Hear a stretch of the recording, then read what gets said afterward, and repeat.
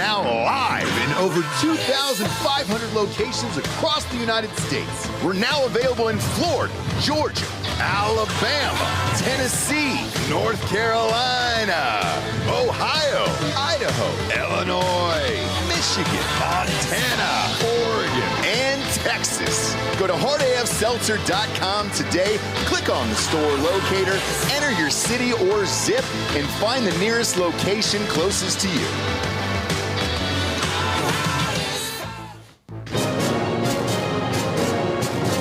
Live from our studios in Austin, Texas, this is Drinkin Bros Fake News with Ross Patterson,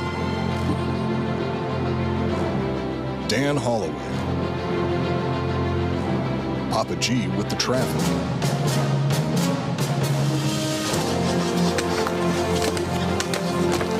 How you feel? Not good. Yeah? field reporter Hot Bob, and Delco Dan with sports. Welcome to Fake News. Yeah, welcome to Drinkin Bros Fake News, everybody, bringing you the realest, fakest news of the week. D'Anthony, you surprised the office today. A bunch of listeners in here today. You brought in, is it pastrami? It wasn't me. It wasn't you? No, it's the vodka guy. Really? I was on the show the other day. Is he here? Yeah. Where's he? Shaggy? Yeah, come- Stand out. Thank you, man. We appreciate it. Yeah. I didn't know Pius had dope-ass pastrami like that, dude. Way to go. Thanks, brother.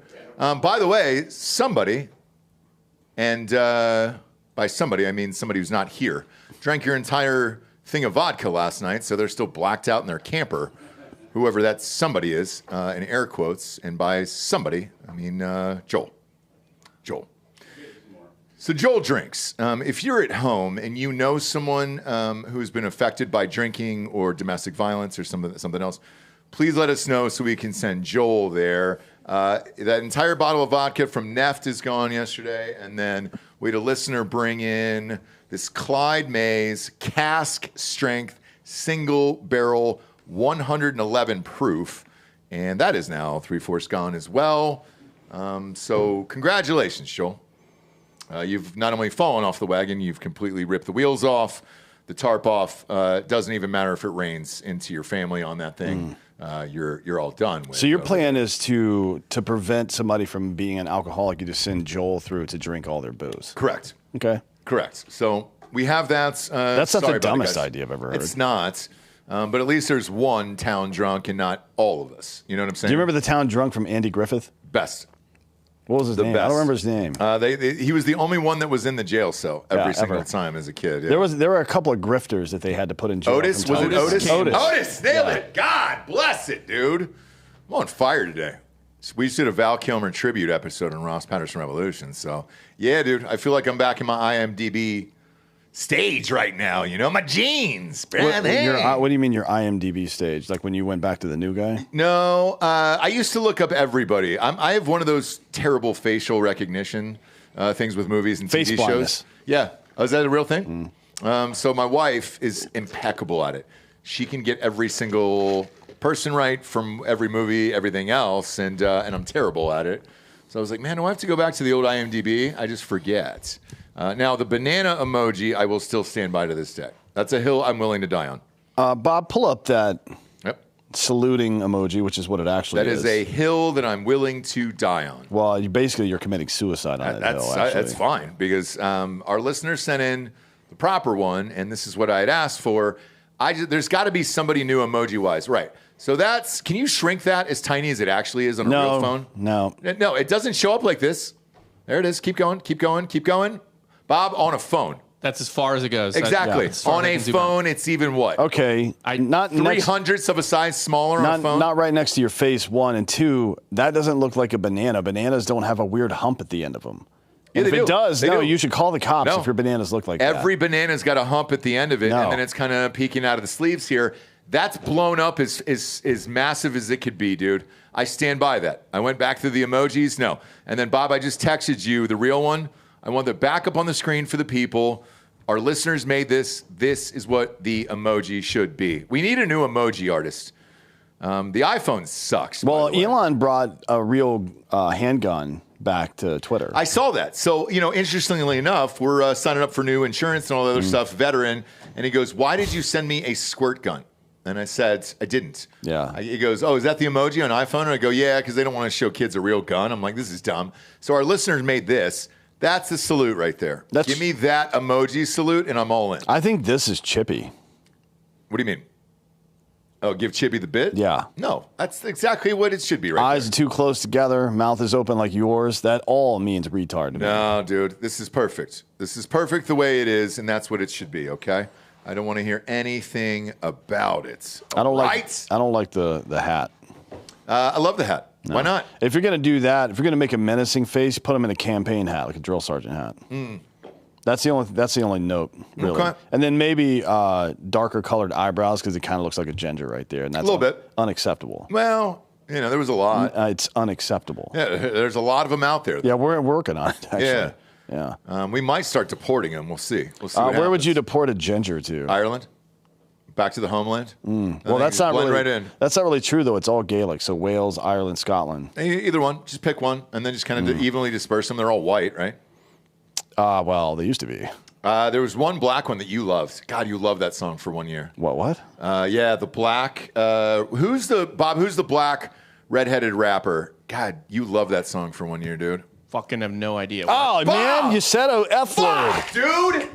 We said first 10 minutes! You stupid piece of shit. Jesus Christ, dude. Fucked it up already. Well, we were never going to make it anyways. We were so close. I was looking at the clock. You said ass 30 seconds in, so I don't know if that would have fucked us up too. Ass is fine, dude. And I said suicide. It was the word fuck. And then Bob picks up the microphone. You just had you have a newborn, for Christ's sakes. Yeah. The language. Talk to him about that tonight. Talk like that in front of your newborn tonight as you put him to sleep. Yeah, Rob, why are you such a cunt? Jesus Christ. You fucking faggot. It's crazy, Bob. No, those are all the words we can't say, by the way, allegedly in the first 10 minutes. We all had a group plan going into today's show to see if it would bump up the numbers. And then Bob, 6 minutes in, couldn't even do it.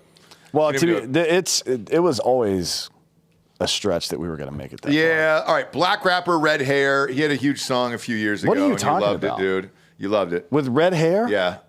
Was it that gay dude? Yeah. That dresses like the devil? No, it's not Nas X. Yeah, Lil Nas X is the only one I can think of. He's got like a short haircut. Bob's barely alive these days. Juice I don't WRLD? know what. This is like Trippy Red? No. He looks white as shit, guys.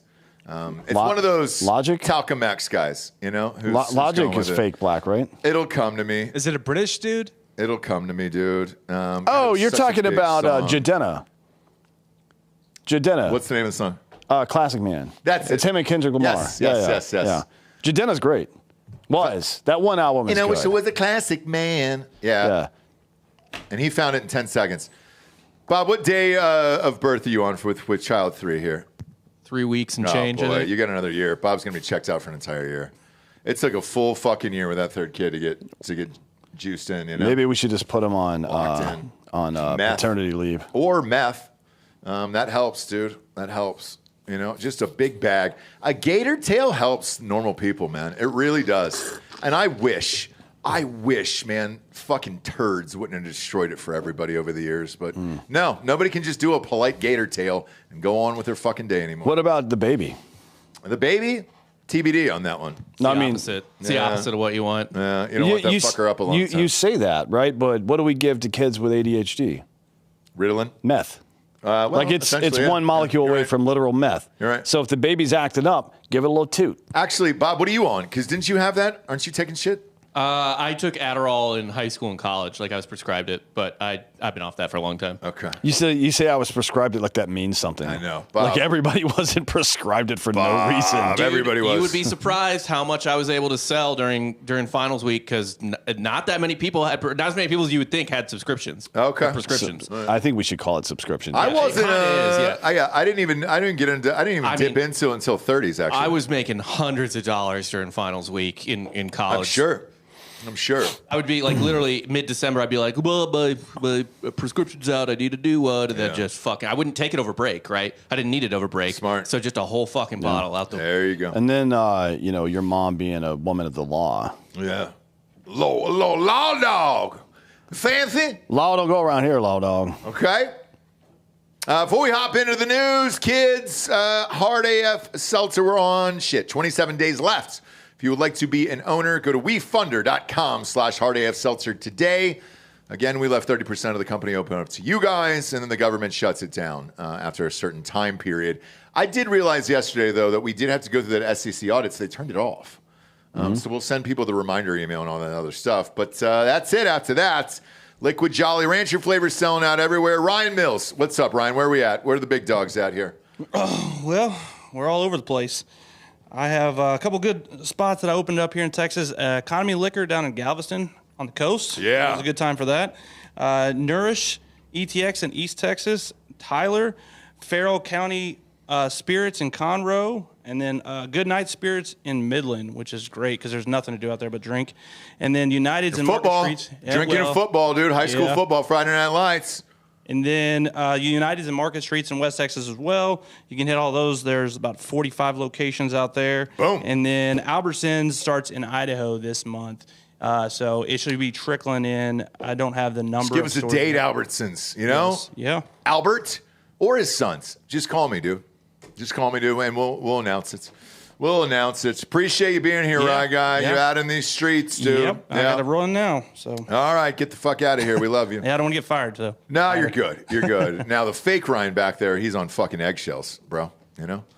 No way we're making that 10 minutes either. There's not a problem. Probably not ever, which, by the way, never is a contraction of not ever. It sure is. Do you know that? Yep. Yeah, I learned that with a never-ending story. Yeah, a We lot of should people don't know that. No, Keep they don't. track, though, how long we go. So that was what, 6 Well, minutes? 6:30. 7 minutes and 56 seconds, and then Bob fucked it up. No, it was 6:30 It was like 6:30. something. Yeah. Oh, including the intro? Yeah. Yeah. Yeah. All right. So we'll write it down, keep track, see if we can break the record every day.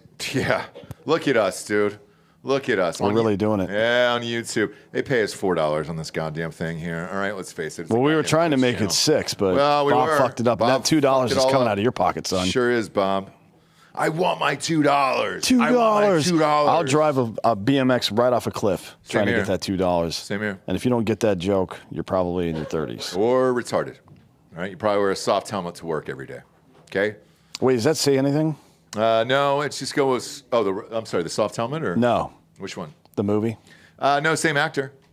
Same It's actor. Cusack, yeah, but Yeah. which one is that? Better Off Dead. Better Off Dead, that's right. Yeah, classic. Yeah, Say Anything was more of a romantic thing. Better great. Off Dead was hilarious. But yeah, 2 different movies, and he's lost his mind on Twitter now. I mean, he's just upset. You know? He's going off the Sometimes deep people end get upset. here.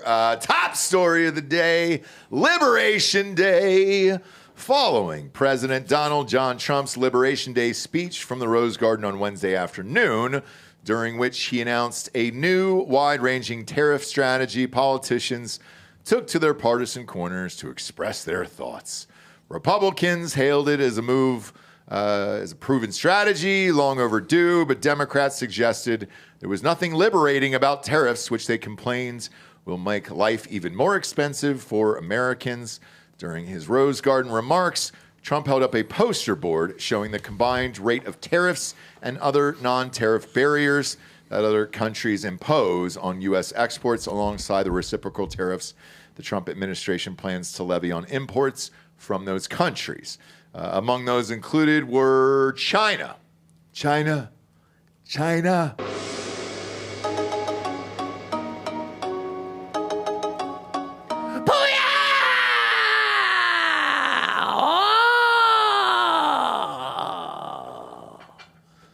67% tariffs and other trade barriers on U.S. goods. 34% reciprocal tariffs. European Union, a.k.a. the EU, 39% tariffs and other trade barriers on U.S. goods, 20% reciprocal tariffs. Vietnam. Thank you. I think we need Thank you, I yeah. think we need to reinvade Vietnam. Actually, Well.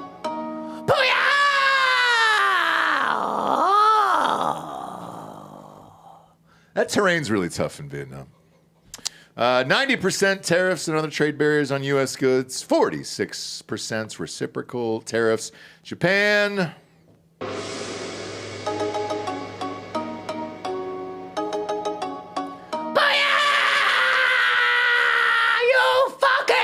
You fucking! 46% tariffs and other trade barriers, U.S. goods. 24% reciprocal tariffs. India, 52% tariffs and other trade barriers on U.S. goods.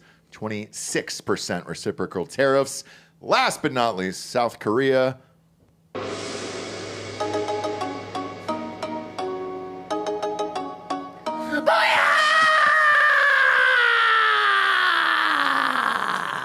Your heart's in a bag, sir. 50% tariffs and other trade barriers on U.S. goods, and then 25% in reciprocal tariffs. The left and Rand Paul, by the way, are losing their fucking minds. Yeah. Please explain this one. Well, Rand's usually on our side. he's against. He just says that tariffs are another kind of tax, which to some degree is true, I suppose, but it's an optional tax that you pay when you have to buy something, Right. or you choose rather to buy something. So Yeah. Pritzker, who's the governor of Illinois, fat fuck. Yeah, he's fat and retarded. Yep. He says there's nothing liberating for those who are grappling with high costs of food, housing, and utilities. Now, how much of our housing comes from overseas? That's weird. Weird thing to say. Does any of it? No. Certainly some of the materials, but most of the materials that we use for housing are made here, except for component parts, which we are trying to bring back here. Okay. And as Trump has stated many, many times, we don't tariff things that aren't produced here. Correct. Because that would be stupid. Some of the stuff we are actually now because of these blanket tariffs, but we'll get to that in a second. Let's see, who's this? Adam Schiff, who is so incompetent they lost a security clearance. Just watched President's Liberation Day speech. Based on this, I can confirm many Americans will be liberated from being able to afford groceries, much of their retirement savings, any hope of buying a home. Okay, so grocery prices, I think there was a 26% grocery inflation during the Biden administration, the highest in 40 years. Retirement savings, Social Security has failed. It's dead. We just haven't buried it yet. It is dead, period. You will never, if you're listening to my voice and you're not in your 60s, you'll never see that money. I think they're going to cut it off. Like, I think there will be something, like this generation's fine. I think by the time the people that are getting it right now, we hit our 50s, they're going to have to put it off at a certain number. No, it's over. No, they'll cut it a certain number. I promise you. They're not. There's no way they're going to let Americans pay in for 30 fucking years and then be like, whoopsies, sorry about it. You've never heard of unions before because that's exactly what's happened to literally every union in America. Yeah. They put into their pension funds for years. The pension fund gets fucked with by the government or by somebody else, and they end up getting a pittance. There would be a riot. I wouldn't recommend it if I were Trump. So these guys are completely wrong. Including Rand Paul, who's just he's a fucking eye doctor. Sure. You know what I mean? So not really an economist or anything. And then he said something about which economists are out there saying this is a good thing. Like, oh, so you're saying trust the science. Thanks, Rand. That's super helpful. Yeah. So we put reciprocal tariffs on every country with high tariffs against us. And even then, it was only 50% of what they were charging us. Yes. Right? So that reciprocal tariff part is designed to bring our tariffs down. And you have to understand this gets a little bit complicated, but I think it's pretty simple. Actually, before you say it, can I help your argument here? Bob, I just sent you the tariffs on maps. And so all the reciprocal tariffs just leave on screen there. And then, Dan, I think this will help you here because these are the actual numbers here. So go ahead. As far as these tariffs are concerned. Yeah. So these are all like super high tariffs, and you can read some of them off. These aren't actually the tariff numbers. They're not. They are like it's a different calculation. It is. Here, I'll give it to you because I looked it up just to make sure. Yeah. These are not what the country's tariff rates are on us in the left column. Right. The right column is what our tariffs will be after the Trump signed whatever. Correct. The left column, it says tariffs charged USA. It is not tariffs charged USA. A bunch of people right and left figured this out on Twitter last night. It is they took our trade deficit with that country and divided it by the country's exports to the U.S. So it's not based on tariffs. Yeah, but it's based on an effective tariff versus the tariff percentage. Correct. Essentially. So the number is still technically accurate. It's just two different ways to add it up because Yeah. it's going in or out. Yeah, so this is what happens when, and the end state, desire to end state for this is to reduce these tariffs down to a level that are commensurate with the tariffs that we charge them, right? That's the whole point. So this is what happens when U.S. exports have their tariff levies removed from different countries, okay? We become, we don't necessarily have to become a net exporter, but certainly we export more of our stuff. And people, all these motherfuckers, including Rand Paul, by the way, are talking about how, oh, this slows down global economics and blah, blah, blah, and all this bullshit. Okay, yeah, maybe to some degree in the short term that is true. But the United States accounts for 25% of all purchases made on Earth. Yep. 25%. The next closest is China, I think, with like 13 or 15% or something like that. Yeah. And they are 3 times our size, Yeah. just to be clear. Yeah. So that's the first part of that, is that people need access to our economy, where they want to talk about it or not. Mexico and Canada are talking about, oh, we're going to do free trade deals with the EU. Congratulations. You're gonna go from the richest customer on earth to the dumbest. Yeah. Right? Like the infrastructure in the UK is crumbling right now, and the EU in general, it's crumbling. Yep. Because of all these African migrants and the mismanagement over the years. Germany kept them afloat for some amount of time, but now it's all fucked because Germany, who is their pay pig, right, is fucked now. The other thing that happens when tariffs on our exports are significantly reduced like that, the obvious answer is that more of our shit gets exported to places, right? But here's why that really matters. It matters because we are a fiat currency. You know what that means? We're not backed by a gold standard anymore. It used to be that the U.S. dollar was worth however much X amount of gold is worth, right? And now the U.S. dollar is worth whatever our dollar is worth on the international market, right? Which nothing to do with gold anymore. Which essentially means the U.S. dollar is worth what people think it is, and that's based on the strength specifically of the U.S. economy, right? So more manufacturing being done here and exported out, whether it's energy or products or services, tech, whatever the fuck, any of that stuff. The downstream effect of that over the course of a few years is that the U.S. dollar specifically gets stronger. Yes. Right? So you created over the last 25 years, the administrations that have been in charge, Bush, Obama, Trump, and then Biden, have created 78% inflation in this country. 78% in 25 years is fucking nuts. That's an incredibly large number. Yeah. Right? 40-year high for the Biden administration is crazy. So this is a deflationary tactic. The more we export, and it doesn't mean that we always have to be net exporters for the rest of American history. It means that right now we have a huge fucking debt, and we need to start closing these trade deficits with people and re-strengthen the U.S. dollar, which has experienced rapid inflation over the past 25 years. What this does is the thing that backs our currency now, which is the strength of our own economy, gets stronger, which means our dollar is worth more compared to all the other currencies. Yes. Right? We maintain the petrodollar, which keeps us the strongest country in the world. That's the most important thing, is that petrodollar. It also raises the value of your dollar, which means even if you do experience some short-term elevated taxation in the form of having to spend more money on a pair of Nike sneakers, right? You still have more of your own money, whether it's decreased state, local, and federal taxation, or just the value of the dollar that you already own. Yeah. And there's a tax on your money every single year called inflation. It's usually 3%. Under Trump, in every single fucking quarter of his entire presidency, except for the last, it was under 2%. And the last was COVID. So, yeah. Sorry. Yeah. So all of these people saying that this is wrong are fucking stupid. They are. Like we need to enter a deflationary period, even if it means recession. Otherwise, this country will go bankrupt. It's what Elon Musk is always talking about. And here's the other thing, is having dealt with this over the last week for Hard AF Seltzer, just for supplies. Cans, there was an ingredient missing and something else, right? And they were like, oh, we were getting this from Canada. And I know I told this story the other day about the cans. Well, it was the same price out of an American company. Great. Well, what's the story there? Why the fuck didn't you just do that? I got to change the system, and I got to go back in, and it's uncomfortable, whatever. Cool, man. We'll fucking do that, because that's what you get paid to do. It's just a bunch of laziness. There was a fucking ingredients that I needed, and they were like, oh, man, well, we usually get this from Canada. Awesome. Well, I'm sure an American makes this. Where the fuck is it? Bob? Missouri. Found this mom and pop place in Missouri in the middle of fucking nowhere. And I go, hey, guys, do you have the same ingredients? Is it the same and everything else? And they were like, yeah, we've got plenty of it. Awesome, man. Why have I never heard from you?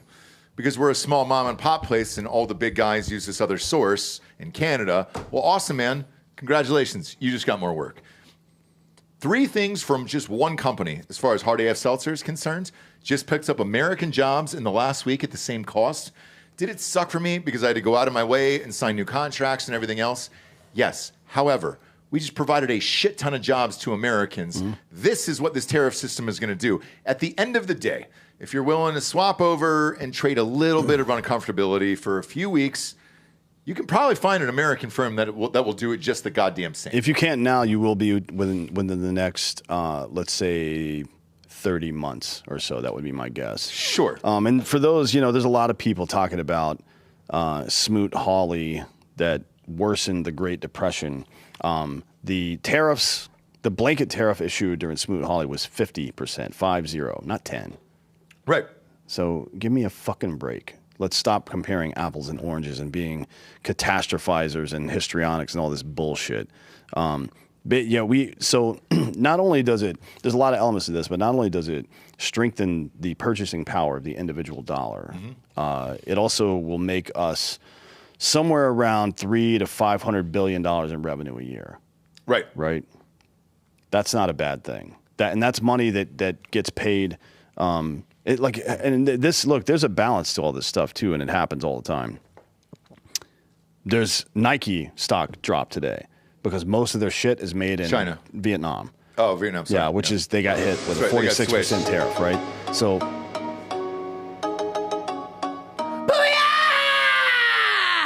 So Vietnam is where their shit's made. And the people at Nike are like, oh, this is going to fucking blah, blah, blah. And, okay, cool. Sorry you can't use slave labor anymore. I apologize. Yeah. But this is how real life works. If Nike wants to continue making money, they'll fucking find a way to make it in the U.S., right? And charge the same price they're charging right now. Yep. Otherwise, somebody else will, and Nike will go the fuck out of business. Like, I don't buy this bullshit like, Nike's just going to charge $800 a pair for sneakers. And what are you going to do then? Buy something else. Yeah, that's it. Fuck are you talking about? That's it. I'm wearing these flip-flops I have on are $450, right? Wait, toe hold? Toe hold, yep. Oh, they last cost forever, a lot. though. They last forever. For the rest of your life. It's a lifetime guarantee, so I understand that. This is the difference between purchasing bullshit and purchasing products that actually are good. And by the way, these guys are not a sponsor. However, I have the same flip-flops. They last forever. If there's a fucking problem, you send them back forever. People, you gotta really dig into what the lifetime value of a product is. And I'll go through a quick summary. So the idea is to measure cost effectiveness of purchasing of a purchase by calculating how much you're effectively paying per unit of time, right? How much does this product cost me per year? Because it's always going to be in my life. These commodity products, whether it's coffee or a pair of clothes or a car, right? I'll break it down with easy numbers. So you have an item that costs $200 and lasts 5 years versus an item that costs $50 and lasts 1 year, this is the common example. To find the lifetime value of each, you calculate cost per year for each. So for the more expensive item, you get 5 years out of it, you end up paying $40 per year. For the cheaper $50 item, you get 1 year out of it, so you pay $50 per year. And then over the course of 5 years rather, you've paid $200 for one item and $250 for the other. It's not even close. And that is when you talk about buying quality products from somewhere local, preferably, right? When you buy quality products, you get with it these guarantees that it's going to be good. You don't get that from Shein or anything on Amazon, right? You don't get any of that. You get a better customer service from it, right? And then there's the added benefit, the added economic benefits of spending money in the local economy, which multiplies 7 to 11 times before it leaves the economy. Having a higher quality product in general, right? So instead of shitty stuff that might go wrong, with a higher propensity for going wrong, actually. And then, of course, not subjugating ourselves to the whims of foreign producers, right? Like, please learn math before you start talking about fucking tariffs and how they might be looking this or be that, and bringing back bringing back American certainly we don't want to get into massive extended trade wars with anybody because it just disrupts the global economy too much. But telling people, Trump putting people on notice saying, hey, we're going to start charging tariffs, 1, and 2, we're going to reciprocate anything you're charging us because you don't have the right to fucking come at us like that. The end. Because we want to export more stuff. It's when you are, sometimes as a business, you spend money, you invest money in infrastructure and get bigger. Sometimes you fucking batten down the hatches, reduce SKUs, and it's like we need to sell as much shit as we can right now to make revenue for downstream. We are in that sell now mode. Yeah. Right? We have a huge debt. We got to get rid of it. The other thing, too, is it forces you to look at other products and be like, all right, so the Nikes. For me, I wasn't amped with the Kaepernick bullshit, so I got out of Nikes, and I've switched over to Adidas. Once I got those Adidas on, they were fucking dope as shit, and they were also cheaper. And I was like, all right, rad. Puma, you were talking shit against Puma. They sent these. It's not my favorite color in the world, but I was looking at some for the red of these, of like, all right, cool, man, because they sent them for free. And the red ones were $60. And I was like, well, shit, if I was to try to buy these in Nike, I'm paying $120, $125. So, yeah, it opens up your mind to other options and all that other shit. Now, I don't know if Puma produces in China or whatever. But Both they of those do. companies are German companies. Yeah. Okay. There's American. only a few companies that actually produce in America. New Balance is one of them. So I love New Balance. Kids soccer cleats, all that other shits. Yeah, more than happy to support them. But I think if Trump went on television, had this speech with everybody and said, hey, we got to fucking flip out of this. Otherwise, this is a never-ending cycle we're getting taxed the shit out of and no one else is. But there's got to be that speech eventually. Yeah. Otherwise, we're fucked. To what you said at the top of the show with all these fucking tariffs and everything else. So, yeah, dude, at some point we're going to have to switch this up. Sorry that it's right now, but hey, dude, we're American. We need to survive. Maybe if we get out all the other bullshit around the world, we can save billions of dollars and it'll make up for this shit. And we can call it Evesies at the end of the day. Yeah, I mean, look, I know Rand Paul means well, but he's been in the Senate since 2011. Okay. And you guys haven't done a fucking thing, not one, to bring down my costs, to secure this country, Nope. anything. You haven't done shit.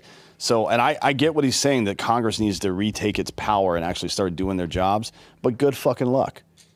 There's no indication. There's a story down the line, two from now, where we can talk about how all of Congress is completely incompetent. We can do it next if you want. I don't give a shit. Well, this next story is the reaction to the tariffs. Okay. So let's do that one first. All right, perfect. I'll do the first sponsor. That is ghostbed.com/Drinkin Bros. Bob, go to ghostbed.com/Drinkin Bros here. Pull up the deals, dude. 50% off everything in the entire store. IT dead. The guy's dead, by the way. So I don't know what's going to happen over there. I don't know what's going to happen with Ghostbed, okay? But take advantage of this deal right now. 50% off everything. All mattresses, bundle packages, all that other shit. Leave it up on screen there. Look at those things. My God, man. What I wouldn't pay to be in my Ghostbed right now. You know? Oh, boy, I love them, dude. The cooling technology is amazing. It's going to be 87 degrees at practice tonight. I'm not looking forward to that. April 3rd. Okay? But I am looking forward to getting in my cooling technology. Ghostbed afterwards. Mattresses are just as cool as the goddamn pillows themselves. Love it. I got mattresses for RVs, campers, Gabby Petito vans, all that other shit over there. The bundle package, though, is what I would use the 50% off on. You get the you get the mattress, you get the adjustable base, you get the sheets, the pillows, all of it combined into one. 50% off, 6 different options over there. And then at checkout, once you put that in, you get the 50% off. You got the option for another box that says, hey, would you like to stretch this out over 3 years, 36 months? No interest as long as you have decent credit. Yes. Yes, I would love that, Ross. $45 a month, depending upon which item you choose. So now mine was $40 a month. Awesome. The one up is the Split King version bundle package. 2 remote controls instead of 1. That way you control your own destiny at night, and that's fun. Head on over to ghostbed.com/Drinkin Bros today. Get yourself a brand new bedroom set. Next up, the reaction to the tariffs here. World leaders across the globe are reacting to President Donald John Trump's Liberation Day tariff announcements, with some expressing disappointment and others making threats. On Wednesday, the president announced a baseline tariff of 10% on imports, in addition to reciprocal tariffs based on each nation, what they impose on U.S. goods. Now, Trump believes these tariffs will incentivize foreign investment with the U.S. and spur domestic job growth, while several U.S. allies articulated their frustration with the tariffs. They also expressed a lack of interest in launching trade wars. And that's what bothers me. It's this lack of interest or this laziness. Eventually, we're going to have to do this. So when do you think we were going to have to do it? Or are we just going to keep kicking the can on down the road for another 200-300 years and let these people fucking rape us? I mean, it's been going on for 65, 70 years right now. So I just don't want to hear it, man. I don't either. I don't want to hear it. Let's see. Go down the list here. Reuters says that Beijing is going to take countermeasures. They have no countermeasures to take. None. Like literally, certainly the only countermeasure Beijing can take is to invade Taiwan. Right, yep. And that would be a hiccup for us because of chips, computer chips, processors, and whatnot. But not a big hiccup, frankly. Right? They could do that. That's going to cost them way more money than it's going to cost us for them to go to war. Right? So good luck with that, you stupid fuck. They're going to face a 34% reciprocal tariff in addition to 10% baseline that's listed on all nations. So. That'll be 44% tariff for them. Okay. The Japs said the tariffs would have a great impact on U.S.-Japan relations.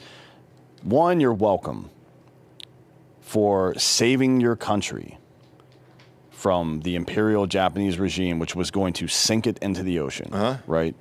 You're welcome for that. You're also welcome for being able to slave off of our fucking economy for the last 70 years. You're welcome. Yeah. So shut the fuck up. That you don't have the right to continue tariffing us like this. Are you out of your goddamn mind? Like, what the fuck is he talking about? The left doesn't want to hear that for some reason. I don't get it. I don't give a fuck what the left wants to hear. Me neither, but they're like, oh man, and the stock market's down. Yeah, it's going to be down. Guess what? All of this shit is going to be hard until you actually make the call and switch over your shit. We didn't lose anything.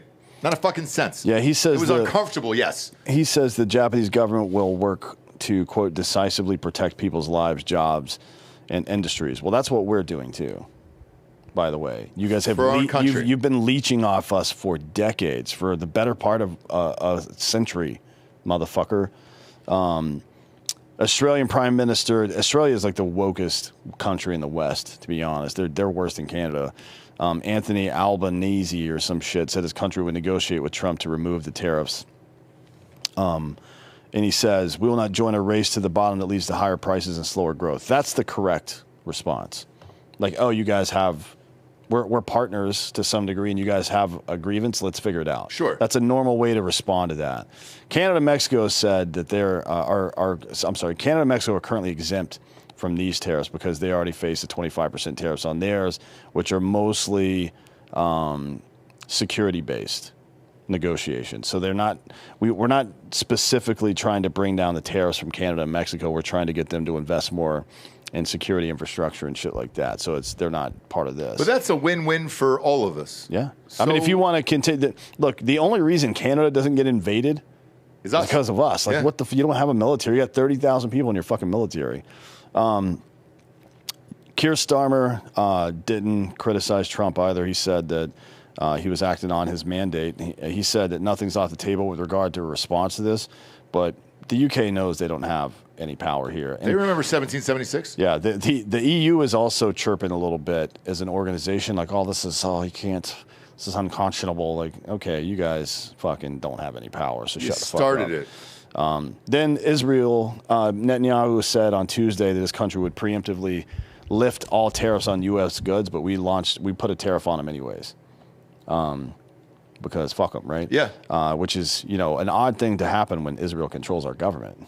Allegedly. The whole world. Allegedly. Right? Well, they made you say that. Yeah, exactly. They're in your ear right now. You're compromised. Jesus Christ, man. I've never been compromised by a Jew.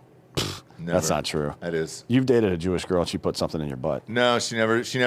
She never did rectally. That's not what I heard. All right. She massaged it. She made sure everything was going okay. Like the outside or the inside? Both. Okay, well, that's gay. Well, it was underneath one knuckle, dude. It's not gay.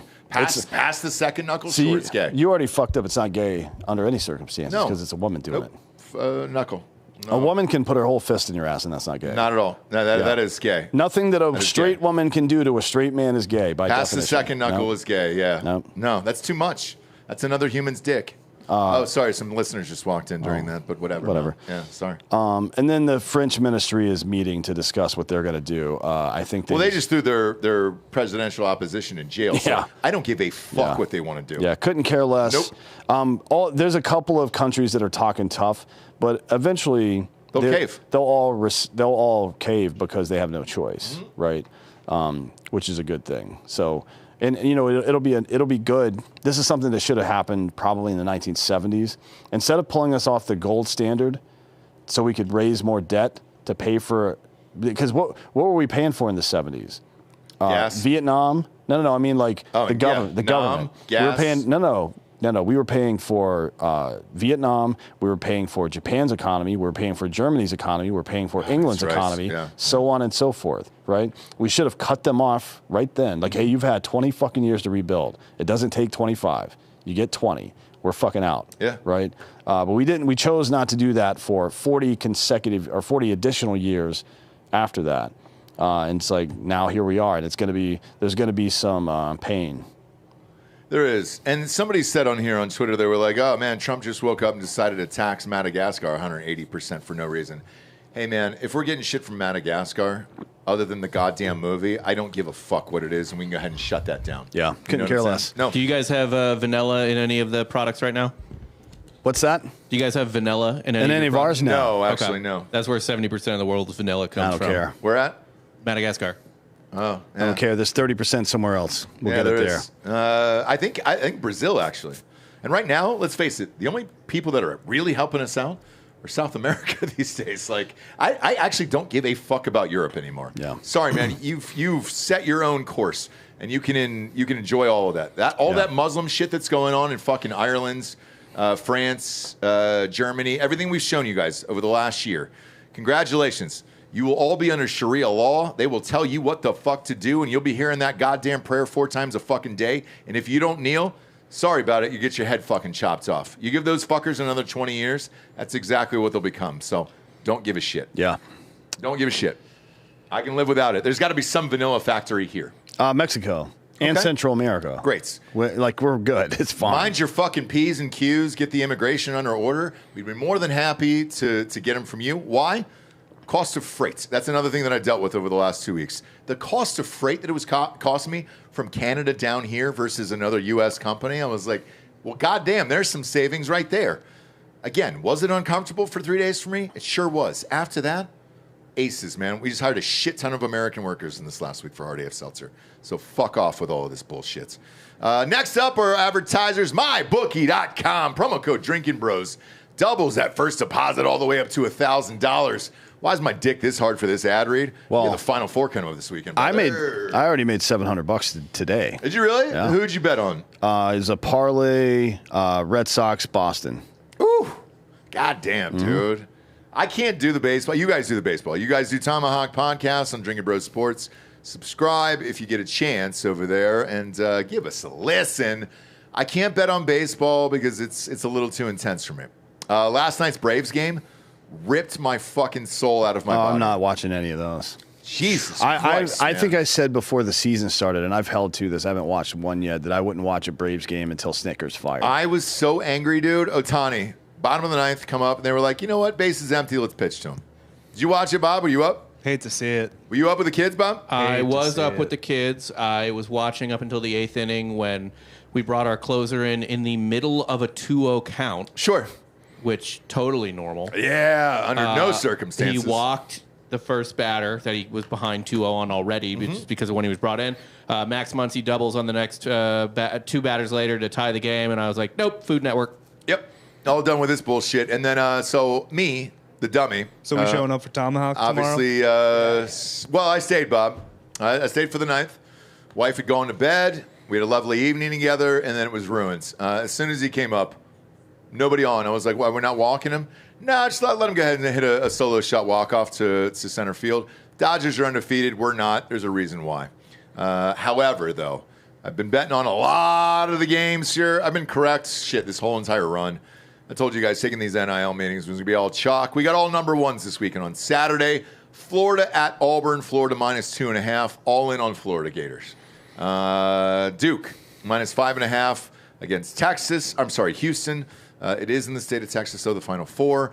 Duke -5.5, all in on that. I think it's the Florida Duke final, and probably one of the greatest we'll ever see in our entire lives. I think his Final Four will be one of the greatest we've ever seen in our entire pretty lives. much every possible matchup is going to be good. Yeah.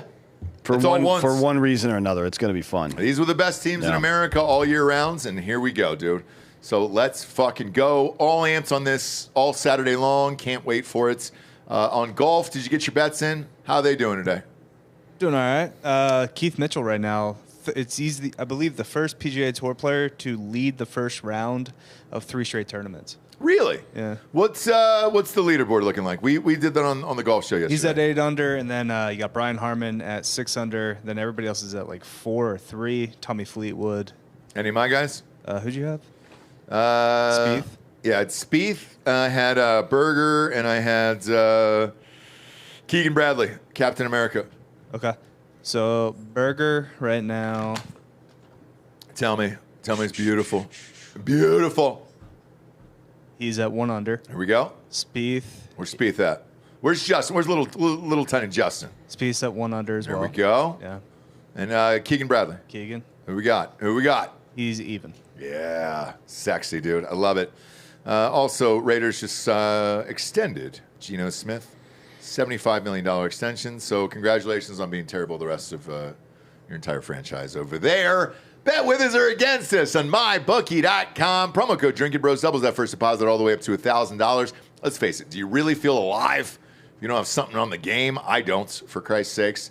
All in on Saturday. Join us on Drinkin Bros Sports Facebook private group. All the bets get posted in there. Also, the app. Drinkin Bros app is on fire right now. My God, dude. No admins, free, iPhones, Androids. Dan and I are paying for it. We don't care. Just go bug fuck in there. There was a meme so dark that was posted in there that I couldn't post it. That was the first time in the history of my life that I said, holy shit, I can't post this meme. Dead serious. I've never had a meme that dark in there, and we don't delete it. We left it up, and my God, dude, it was even too dark for me to post. I showed my wife, and she goes, holy shit, is that even comedy at this point? I go, I don't know, but I laughed. Yeah. I laughed. It's dark over there. So welcome to the club, boys. All right, next story up here. We got the Senate repubes. Well, they're a fucking joke. The Senate on Wednesday approved a resolution opposing Donald Trump's tariffs on imports from Canada, hours after his event championing Liberation Day, which we talked about at the top. 4 repubes: Rand Paul, Mitch McConnell, Cocaine Mitch, no shock there, Susan Collins, The usual suspects plus Rand Lisa Paul. Murkowski, and Rand Paul, all sided with the Democrats in voting for a resolution that would repeal the emergency declaration that permitted Trump to levy taxes on Canada by citing deadly fentanyl flowing across the border. Now, the measure was introduced by Senator Tim Kaine, Who ran for vice president, remember? with Hillary Clinton. Nobody remembers this guy. Nope, with Hillary Clinton. Remember that, guys? 2016? Yeah. Passed the upper chamber of Congress by a 51-48 votes.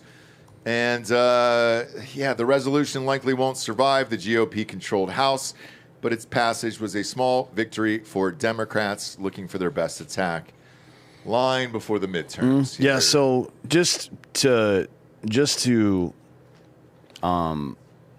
give you all of the available information, I guess. One, this resolution won't go through the House, so it's meaningless. It's a complete waste of time. This is like the Republicans trying to repeal Obamacare 67 times.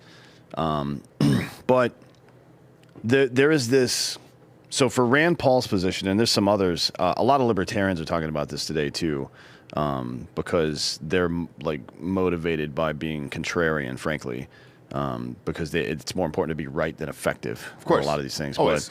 But there are 3 major bills that Congress themselves had voted on, right, to give Trump or any president the power to do this stuff. The first one is the Trade Expansion Act of 1962, specifically Section 232, The president can impose tariffs or other trade restrictions if the Department of Commerce determines that imports threaten national security.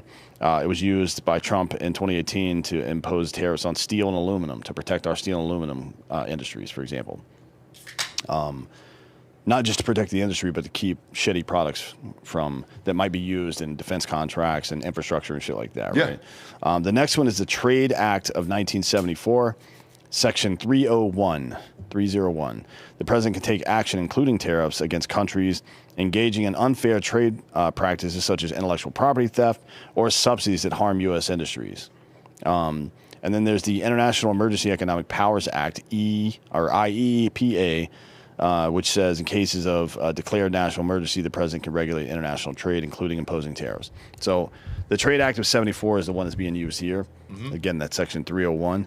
And Paul and others are whining that Congress should have the final say on this. And they do, right? Technically speaking, even that, what is it? Even the Trade Act of 74 specifically says in Section 301 that the president has unilateral authority to invoke these tariffs, and then Congress has the right to challenge them, which they're trying to do right now. Everything is going exactly as it should.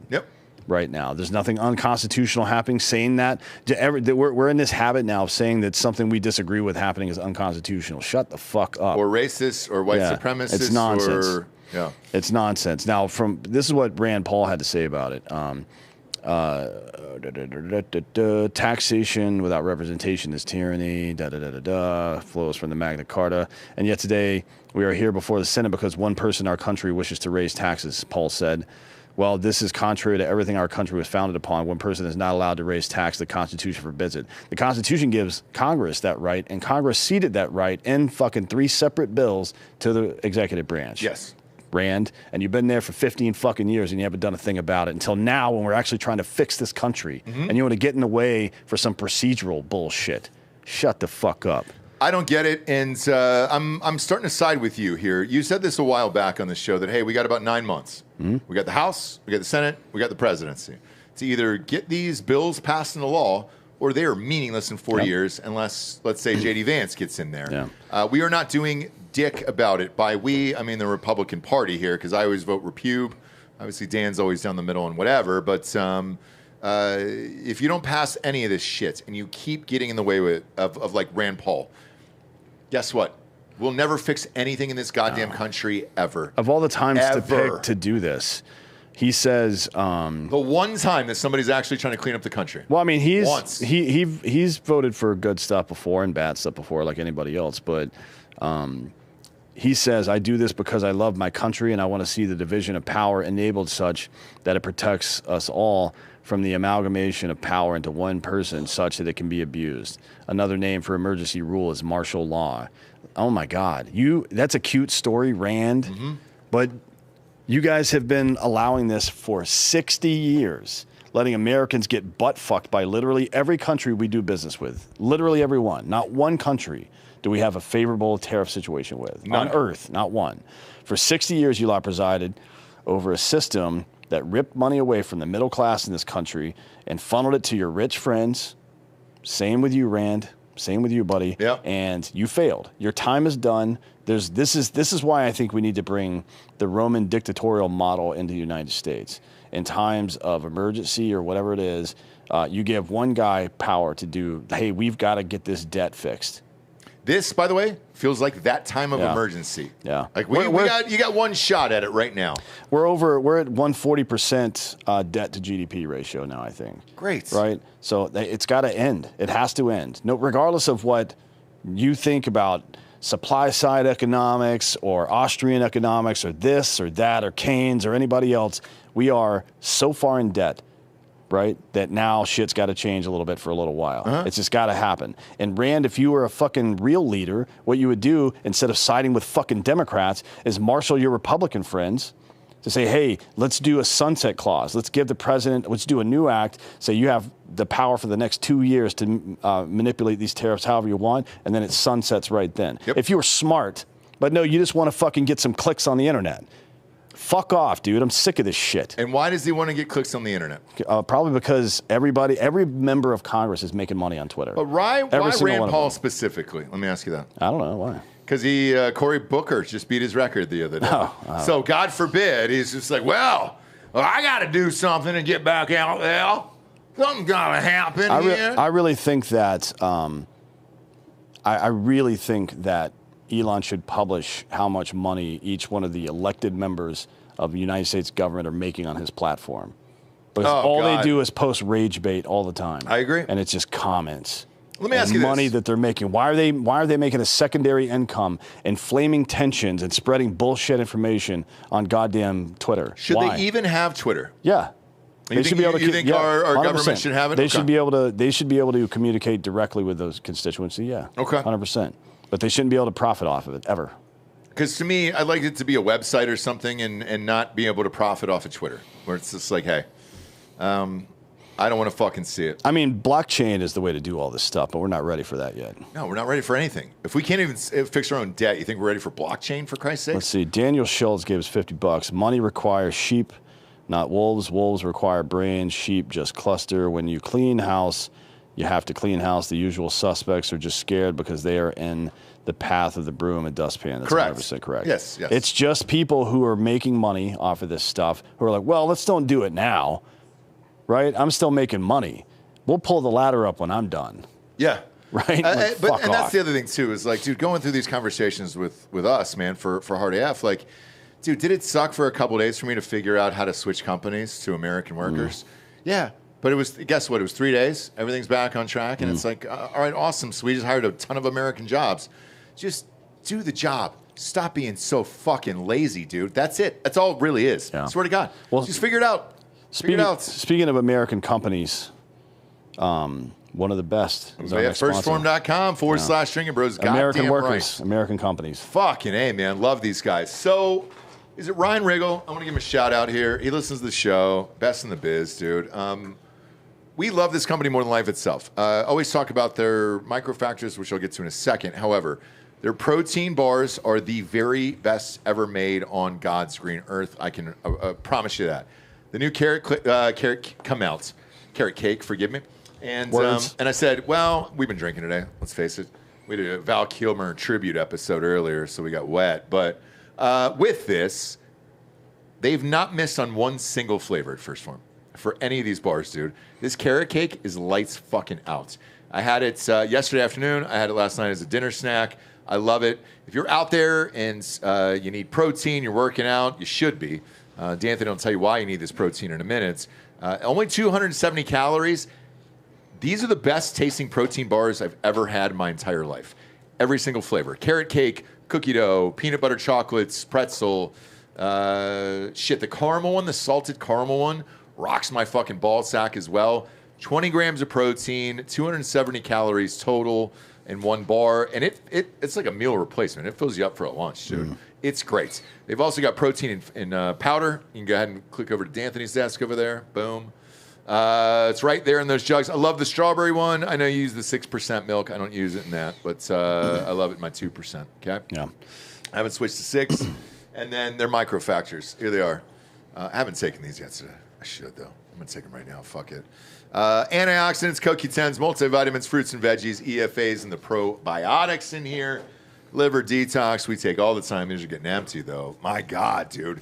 Big fan of everything they have on their websites. If you go to their apparel, a lot of their apparel is sold out, for Christ's sakes. These shakers are amazing. That sits in front of me. Gigantic fan of firstform.com/Drinkin Bros. Spelled with a one STPHORM, firstform.com/Drinkin Bros. As always, orders over $75, ship for free. And these guys are the best in the business, for real. We're lucky that they're even on this fucking show. I'm going to take these microfactors. What do we got up next here, D'Anthony? Up next, we have the House shut down for the week. Oh, yeah. Great. A typically, kind of normal procedural vote ended in stupidity for the House of Representatives, which is no big thing for them, after a rebellion by 9 Republicans against their own party forced chamber proceedings for the week to grind to a halt, which isn't actually true, but we'll get there in a sec. So Trump was trying to get a couple of things passed this week. One was the voting act. Yep. I think Wisconsin approved it, right? They got voter ID. Yeah. And the other one was they were looking for a Supreme Court race in Wisconsin. but the other one was to pass a bill to bring these district courts back to heel. Oh, where they God. belong. Get like Boasberg and those guys? Yeah. Get them out of here. So Mike Johnson told reporters that votes were canceled for the rest of the week in comments condemning the mutiny. Quote, "It's a very disappointing result on the floor here. A handful of Republicans joined with all Democrats to take down a rule. That's rarely done. It's very unfortunate. That rule being brought down means that we can't have any further action on the floor this week." Well, that's not true at all. He just made that up. That's not true in any way. There's no law. There's no procedure. There's no fucking regulation in government that says that. He's having a tantrum. Yeah. So instead of pushing Trump's agenda as it is his job to do, he shut down this full session, this full week of voting because he was butthurt. That's it. That's literally all that happened. Oh, swell. Okay. So a rule vote is not an expression of support or opposition of any specific measure. Rather, it's a procedural hurdle, normally falling along party lines that allows for the House to begin debate and eventually vote on whatever bills the rule is covering. So Paulina Luna, who is a fucking idiot, by the way. She's dumb as shit and has no business being in Congress.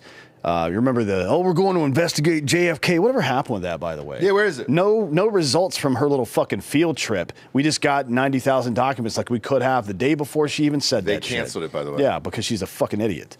Anyways, she's been leading a bipartisan push for legislation that would allow new parents in the House to vote remotely for 12 weeks surrounding the child's birth.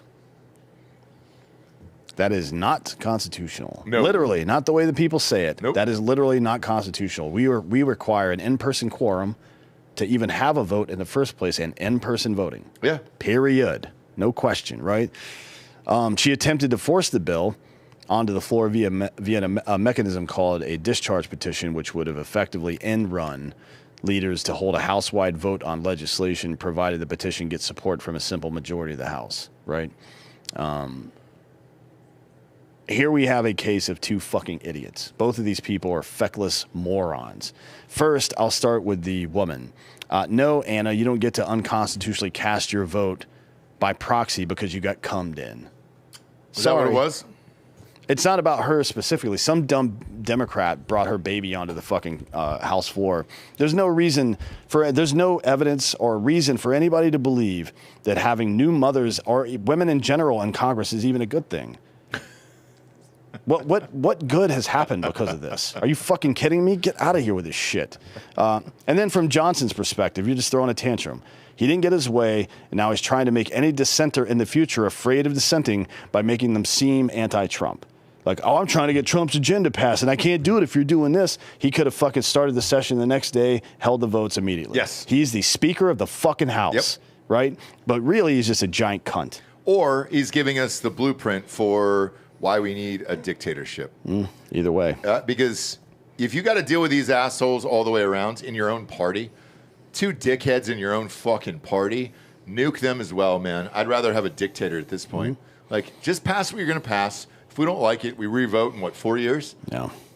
Throw somebody else in there. If shit's going well, we'll just keep continuing it. Otherwise, again, I hate to keep going back to you, but this is what you've said for years and years and years on the show.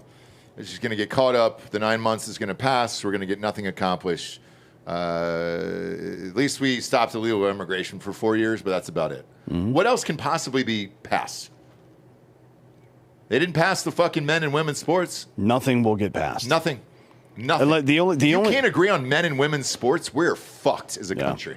The only real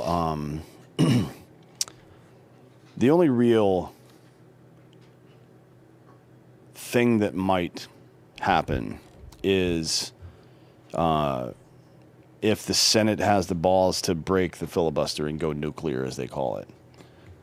But you would have to fundamentally reshape government to do that, because if you didn't, then the Democrats would take us far beyond what Biden-Harris did in the next session, the time they won. So you gotta really commit to that. Article 1, Section 5 of the Constitution lets each chamber set its own rules, giving the House leeway, but critics argue proxy voting dilutes accountability and presence. The Supreme Court hasn't ruled on it directly, but a 2021 lawsuit by House Republicans, McCarthy v. Pelosi. The Democratic House voted in May 2020 to allow, it was Resolution 965 to allow proxy voting because of COVID, and they got sued and it got overturned. Okay. So, it's just not in any way constitutional. It would be if they got the vote passed, though, to be fair, which is why you can't allow that to happen. Explain to me how it makes our country better to have a new mom or a woman in general. Like, what exactly is the argument for that? The tit. Have you seen those tit videos on Instagram? Those are becoming huge. No, now. I just don't understand the argument of why we should be going out of our way to make sure that women can serve. Oh, Trump actually just politics. Endorsed Paulina Luna's. Yeah, he's wrong. He's wrong. Yeah. He's 100% wrong. Well, about read the that. statement. It's fucking stupid. Read it. I don't know why it's so controversial. Is what it was Trump's words on Paulina Luna's. Why would it be controversial to establish permanent voting by proxy? I don't know. Apply it to the goddamn election. Yeah. Donald. Jesus fucking Christ, man. You're working your ass off night and day to keep citizens from doing this. But you want the representative of citizens to be able to do it? It doesn't make any fucking sense. And they work for us. You work for us, Anna. So show the fuck up at your job. This will go all the way back to the tariffs and everything else. Sorry if it makes you uncomfortable. That's your fucking job. All right? Dan and I have had a lot of friends over the years refuse who have been nominated for Congress and be like, hey, you're going to win, blah, blah, blah, blah. And they're like, man, the travel sucks. I don't want to have to be there for every vote, blah, blah, and everything else. Don't take the fucking job. It's that simple. Certainly you can see the irony in a guy who's trying to get people back to work. In-person voter ID and in-person voting establishes a fucking constitutional amendment. Mm-hmm. But he wants the people who they vote for to be able to vote from wherever the fuck. That is not smart. Nuts. For fuck's sake. What is Doge doing? Hey, motherfucker, you're coming back to work in the office, not from home. So why should our Congress people who are making $1 gajillion off of a stock-wise, whatever behind-the-scenes shit is going on, then their salary, then their pension, then their meals, then all their per diem afterwards, why should we let them vote from home? And we're going to tell every American citizen to go out to the fucking polls. Well, they do vote or do work 80 days a year, so. Oh, God forbid. So do OnlyFans models. Jesus Christ, yeah, man. but they're Put actually them in there. But they're actually providing value. Yeah, we're not. We're not unless we're seeing an Paulina Rubio back dad ass up on OnlyFans. Fine. All in on that. You want to vote with your pussy? Let's go. Next up, sponsor-wise, AmericanFinancing.net/Drinkin Bros. Look, we've used them 3 times before using them now, actually. They're fucking great. Prices for the last few years have been and continue to be high, and most people, unfortunately, have had to reach for their credit card to cover bills. Credit card debt is reaching an all-time high, and it's trapping Americans.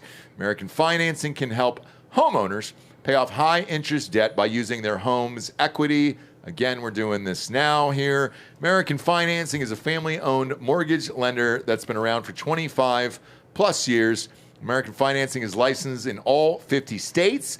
Their mortgage consultants are salary-based, so there's no incentive for them to put you in a loan that doesn't make any sense. Their customers, on average, save $800 a month when they call and let American Financing help them. They don't charge any upfront or hidden fees. Just happened to me, a week ago, to find out how much you can save. You may be able to close in as fast as 10 days. I'll let you know the answer to that next week, to be honest with you. And you may be able to delay up to 2 mortgage payments, creating more savings up front. They've helped hundreds of thousands of homeowners create meaningful savings, and it's reflected in all of their Google reviews. Lights out across the board. Call 866-887-2275. That is 866-887-2275 or AmericanFinancing.net/Drinkin Bros. Disclaimers got to be read for everyone. NMLS 182334, www.mmlsconsumeraccess.org. And you can have American Financing. You visit them by the links in the audio description and the video description, right, Bob? Yeah. There we go. There we go, Bobby. But this will be our 4th time using these guys. Fantastic. Super fucking easy. I always pick up the phone. Holy shit, let's get these guys working for the government, for Christ's sakes. I'm all in. Next up, our upside down economy. We've been talking a lot about Social Security lately and how it won't exist when we retire. Well, it gets even worse. For the first time, 50% of parents with a child older than 18 provide them with at least some financial support, according to a new survey by Savings.com.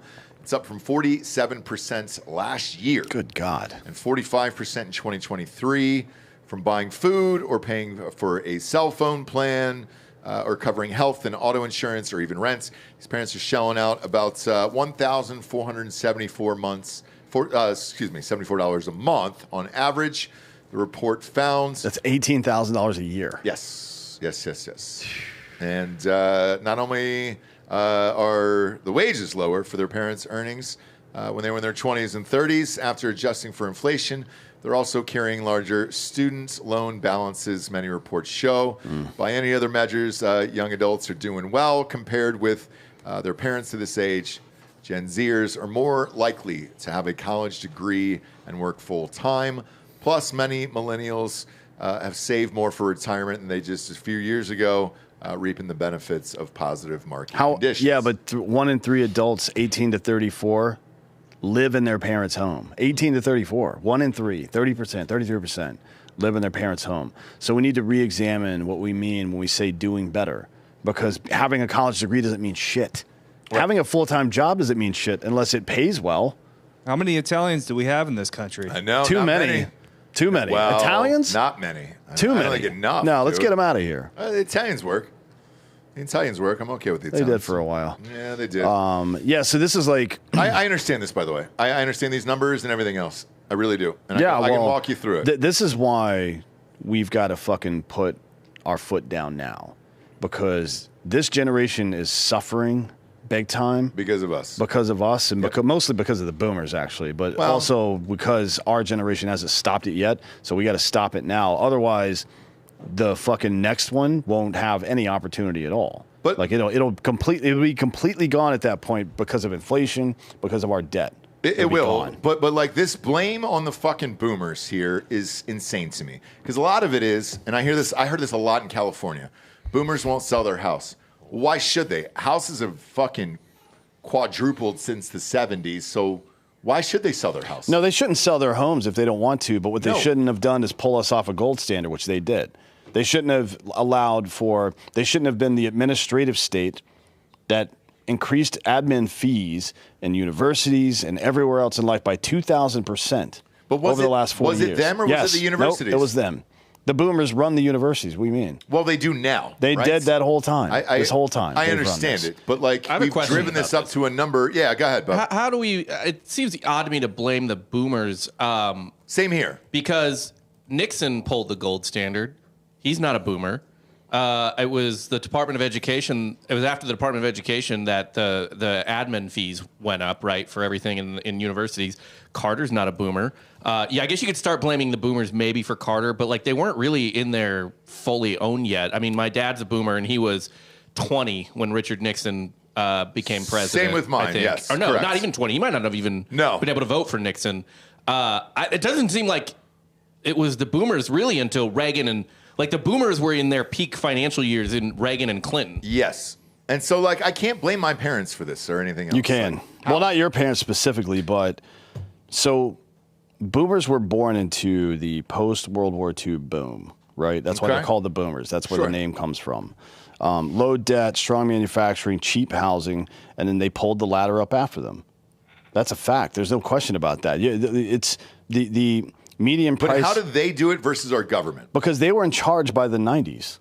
In the 80s, and the boomer generation was in charge by the 80s and 90s, which is when housing costs has skyrocketed. It's when administration fees skyrocketed. It's when the 86 tax reform fucking fucked our entire country up. Was it our government or them? Well, who the fuck do you think the government was? Yeah, it's made of boomers by then. But like all of these people we've elected for all of time, or the last 60 years, like Dan says, have fucked us over and over and over again.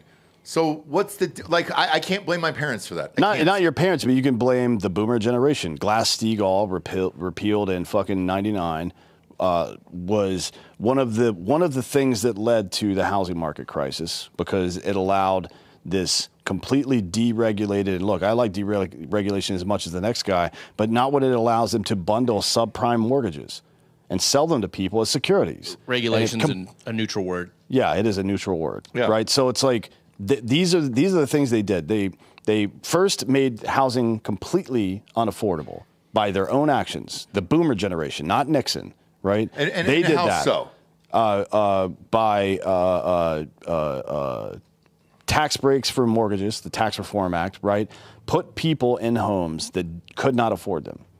It was the first step in this whole fucking housing crisis. Started in the middle 80s. It didn't start in the 90s. It didn't start in the 2000s. It started in 86. But is this because of what the boomer generation voted for or what they wanted?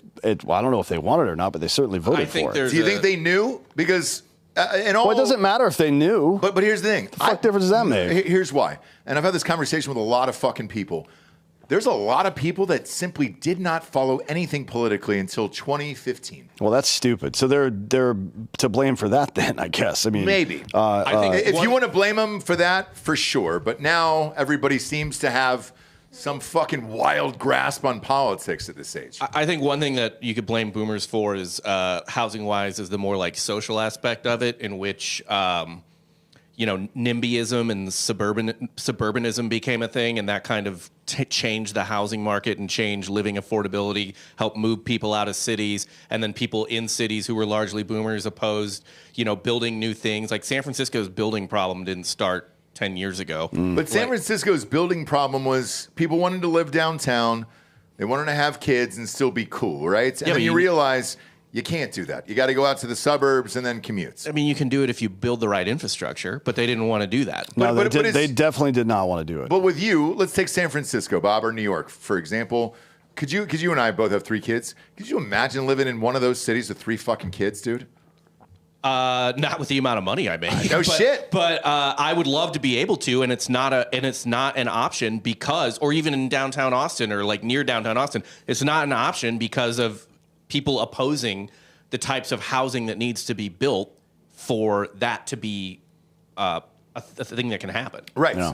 But so when the boomer generation entered what you would call entered social political power, which means they're voters now, voters with money. Mm-hmm. That's usually what it means. So you have people that are actively in the workforce, actively employed, and have political power. Median home prices jumped big time. Like big time. People started buying more and more, and they wanted to subsidize. Where that 1986 Tax Reform Act came from, it basically gave massive tax breaks to people for buying mortgages, which it resulted in what exactly? In mortgage companies charging them more for the homes. That is the largest inflationary period for housing in this country's history right then. And everything has flowed from that. And the median house cost now is what, $480,000 in this country or something like that. Yes, higher. Which is I think the median $493. I think the median income is like $65,000. Yeah. Right? So we're talking about what, 7 times more? Oh yeah. 7x. Yes. Your GDP for a house. And you got to put at a minimum, if you're not a veteran, 20% down. Maybe 10 in some of these states. Yeah. It was a massive inflationary period, and then again repealing Glass-Steagall made it worse, and then Barney Frank's bullshit made it even worse than that, and then so on and so forth, and we fucking crippled the global economy because we wanted more stuff than we fucking could afford, period. Reagan's generation, you could say that Reagan did it, but everybody in Congress was a fucking boomer not everybody, but most of Congress and all of the voters by then were either greatest or boomer generation. But I don't think they followed politics. They tripled the national debt over the course of 6 years. They did. Tripled it. They did. Tripled it over the course of 6 years. It's fucking retarded. But I just don't think they understood what the government was doing because they didn't pay attention, and neither did we. Well, I've always. You may have. I have not since 2015. Like, I try to follow trends, but like this. Here's a great comment in our chat right now on YouTube. Catherine Smith. Plus, boomers will not retire from their jobs. Give middle-aged people a chance at the top corporate jobs. Hey, Catherine, if they love work and they need to do it, and this is I'm not shitting on you, so please don't take it like this. Why would you quit your job? It'll be like me asking Rogan and Stern to quit his job so you and I could have more money and listeners and all that other shit. Well, Stern should quit his job because he sucks at it. But, yes. Yeah. But I can't blame that. No, it's the main thing. If you're looking for one thing to drill down on, well, there's two really. One is education spending. The boomers completely fucked that so badly. And there's two key elements, right? So you tell people that they have to own a home. Good. I think they should. That's value. And then you tell them that to get the job they need to own the home, you've got to go through this predatory fucking university system and go into debt for 30 fucking years. But I don't think they knew. How do you not know? You got to be an idiot to not know that. Let's take my boomer parents and my generation. Like, hey, dude, you went to college, you got a degree. That was it. That was the pinnacle. Like, you got a college degree and you could make it in this world.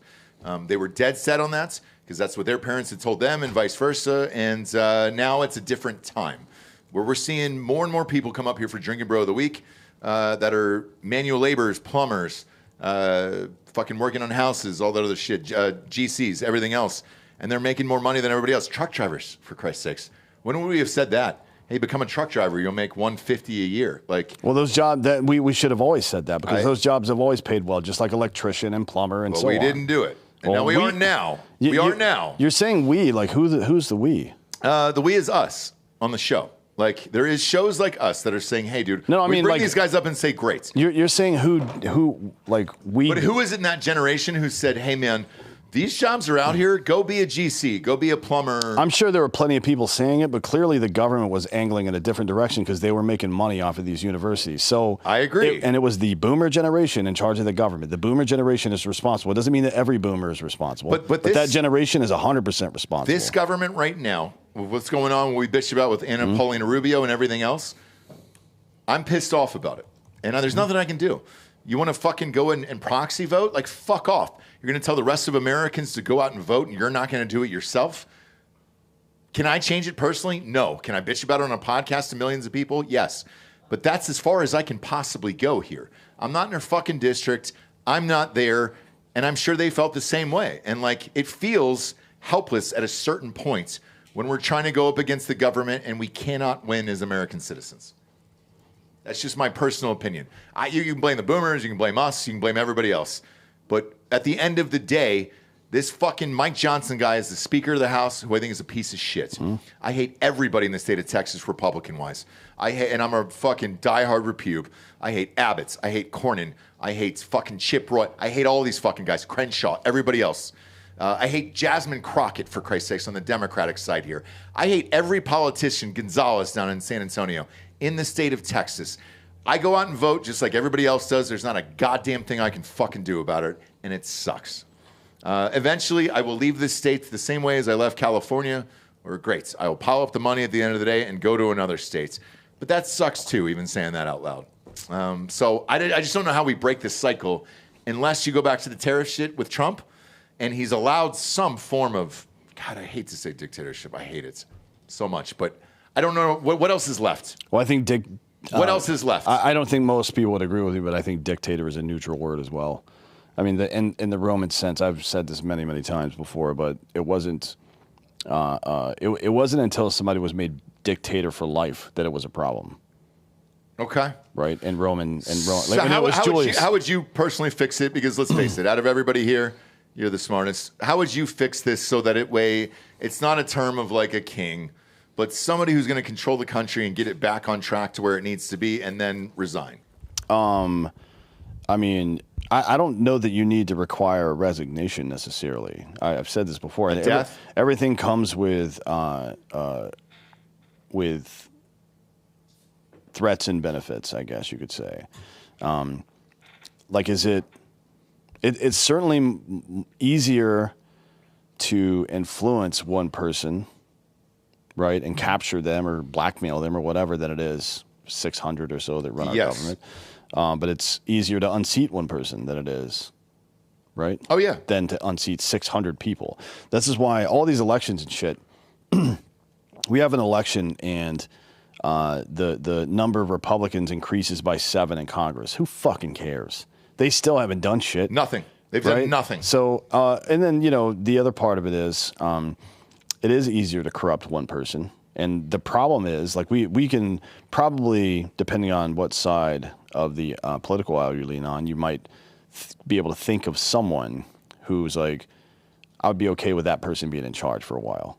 Thomas Massey. Right? Like, yeah, 100%. Let him be in charge for a while because Massey's is a brilliant man, but he's also quite a bit more humble than the average politician, and He's pragmatic. He'll solve problems. Well, he knows when he doesn't know something too, which is important. And most politicians don't ever know that.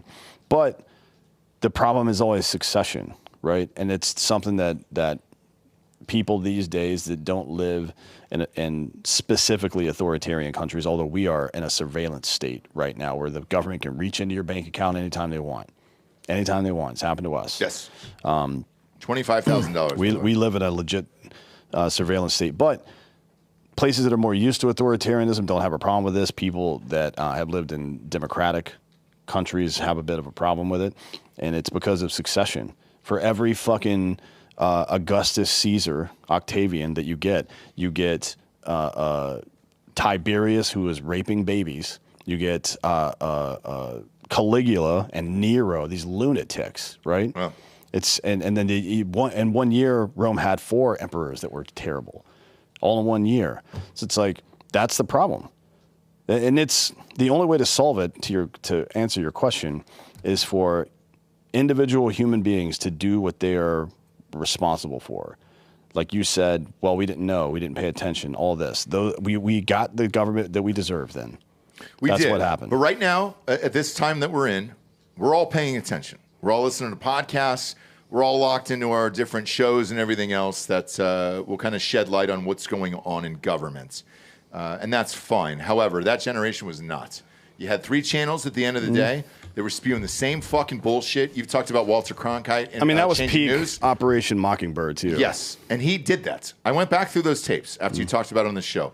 He absolutely 100% did that, and everybody else believed him because that was the guy. When they came home from work, long shifts, they turned on Walter Cronkite and they believed in him. We believed in our senators, our congressmen, and all that other shit. Now we do not.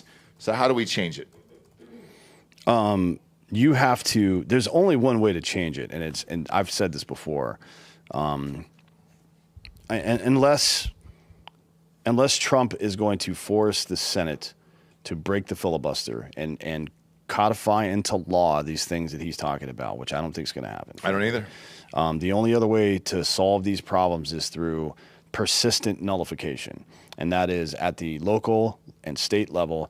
You say, no, we're not paying your taxes anymore. We're not doing this or doing that anymore. The same way that Massachusetts and California did with both gay marriage and weed. They just told the federal government, no, we're not participating in that. We don't believe it's constitutional. Now, they also tried it with immigration, and a lot of other places did too. But the Constitution gives clear authority to the federal government to say whether or not we're going to close our borders or not. That's not a state issue at all. But in this regard, the only way to turn this power off is to turn the money off. That's the only way to do it. Now, closing out USAID is a big step. Yep. But I think that money's going to pop up from somewhere else. So do I. So we'll see, TBD on that. And also, if a Democrat gets back in office or a neocon, they're immediately going to turn that faucet back on. And they will reverse all of these EOs, every single one that Trump has signed. That's what Biden did when he got in 2020. Yeah. And then, so the only real solution is for people to be ready for pain that they're frankly not ready for. So I don't think there is a solution. I don't think people are willing to go to the lengths required to resolve any of this. I don't either. American people. And it's not even a matter of, well, it's going to have to get way worse before they'll be ready for it. That's not how that works. It's the slow boiling frog analogy, right? They turn the heat up a little bit every year. And then by the time you're fucking boiling, you're like, oh, it's too late to get out now. Or that's where we are. You would have to convince everyone to get behind one guy, party, whatever it is, and say, all right, we're going to give this a shot for 4 years. Whatever the fuck happens, vote through, pass through, everything else. But when you have Rand Paul flipping, and this will go back to the other story, he's never been the guy to flip. If you have Rand Paul flipping, the rest of the other 3 shitbags, yeah, they've always been rhinos, and that's fine. But if you have Rand Paul flipping, you're not getting anything accomplished. I think this is pretty on brand for Rand Paul, actually. I don't think he's flipping at all. What do you mean? No, he's a libertarian. Yeah, he's taken the opportunity to push principle over outcome right now, which, fair enough. Go for it. I guess that's what he believes in. But And- we actually, this is something we actually need. Like, for real. Our country actually needs this. Well, that's why, there's some middle ground between being a purist and which is what he claims to be, but he's not. It's not true. He votes against his own interests all the time. Yeah. Just like everybody else does. There's some, and for some reason he's taking this moment in history when there could actually be some change to put his foot down again. Such an odd choice to make. But there's some distance between being a political purist and being completely on the take, and that's politics is the art of negotiation. I believe Ben Franklin said that, or he said something funnier, but it was essentially that. He said, "I'll fly a kite with a key on it, and we're gonna have electric sex." He say that? he said that politics is the art of saying a lot while appearing to have said nothing at all, or something. Or That's appearing to what say we've very been going little. through for 60 fucking Yeah. years. So it's like, this is why nobody takes libertarians seriously, frankly, because when it's time to get up, they're like talking about the best possible way to put wheels on a cart and move a big rock up a hill. But when it comes time to put the rock in the cart and push it up the hill, they're like, that's not the best way, so I'm not going to participate. Because they're lazy. Thanks. Well, it's not lazy. It's just fucking, they're contrarians. The whole party is a contrarian party. And I just have I believe in quite a bit of libertarian stuff, but the party itself is fucking stupid. I don't give a fuck who it is either. If it was Democrats or Republicans pushing this America First agenda and then going out and passing all of it like the way that it should be, because it's got to be corrected at some point. Obviously, it's not. I wouldn't give a fuck which party it is.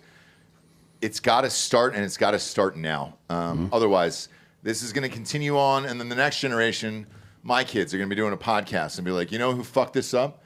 Ross and Dan, Drinkin Bros, man, those fuckers, whatever generation we're called. And it's like, God damn it, man. But we've tried. There's nothing you can do to a certain point, and it feels so helpless. Where you're just like, Jesus fucking Christ, man. Next up, Twsiters. Twisters, a deadly tornado outbreak spawned more than 20 reports of twisters across the lower and mid-Mississippi Valley. Wednesday and Wednesday nights, at least 4 people have died in Tennessee due to the severe weather. The state's Department of Health confirmed early Thursday morning. The storms also injured others and destroyed several homes from Arkansas, Missouri, Tennessee, Kentucky, Illinois, and Indiana. In Missouri, Whitewater Fire Protection District Chief Gary Moore was killed during severe weather on Wednesday nights along Highway 25 between Advance and Delta, Missouri, Cape Girardeau County. Cape Coroner- Girardeau. I nailed it. Hey, I said that correctly. Nope. Yeah, I did. Giraldo.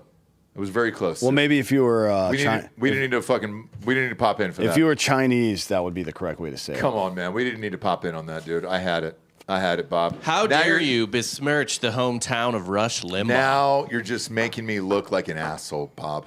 And I will not allow that to happen today. All right? Fuck! First Ryan early on Ross Patterson Revolution. Fake Ryan. Now you, Bob. I had it. You pop on in like a substitute teacher, dude. You're not here. Fucking daily basis. Jesus Christ. You actually are. Ryan isn't. A massive tornado was reported. Spotted. Excuse me, not reported. Spotted by Fox Weather Storm Tracker Brandon Kopic. What a fucking name for a tornado chaser. Nader chaser is what we call him in the biz. And he says, you need to be underground. You will not survive this tornado if you are above ground.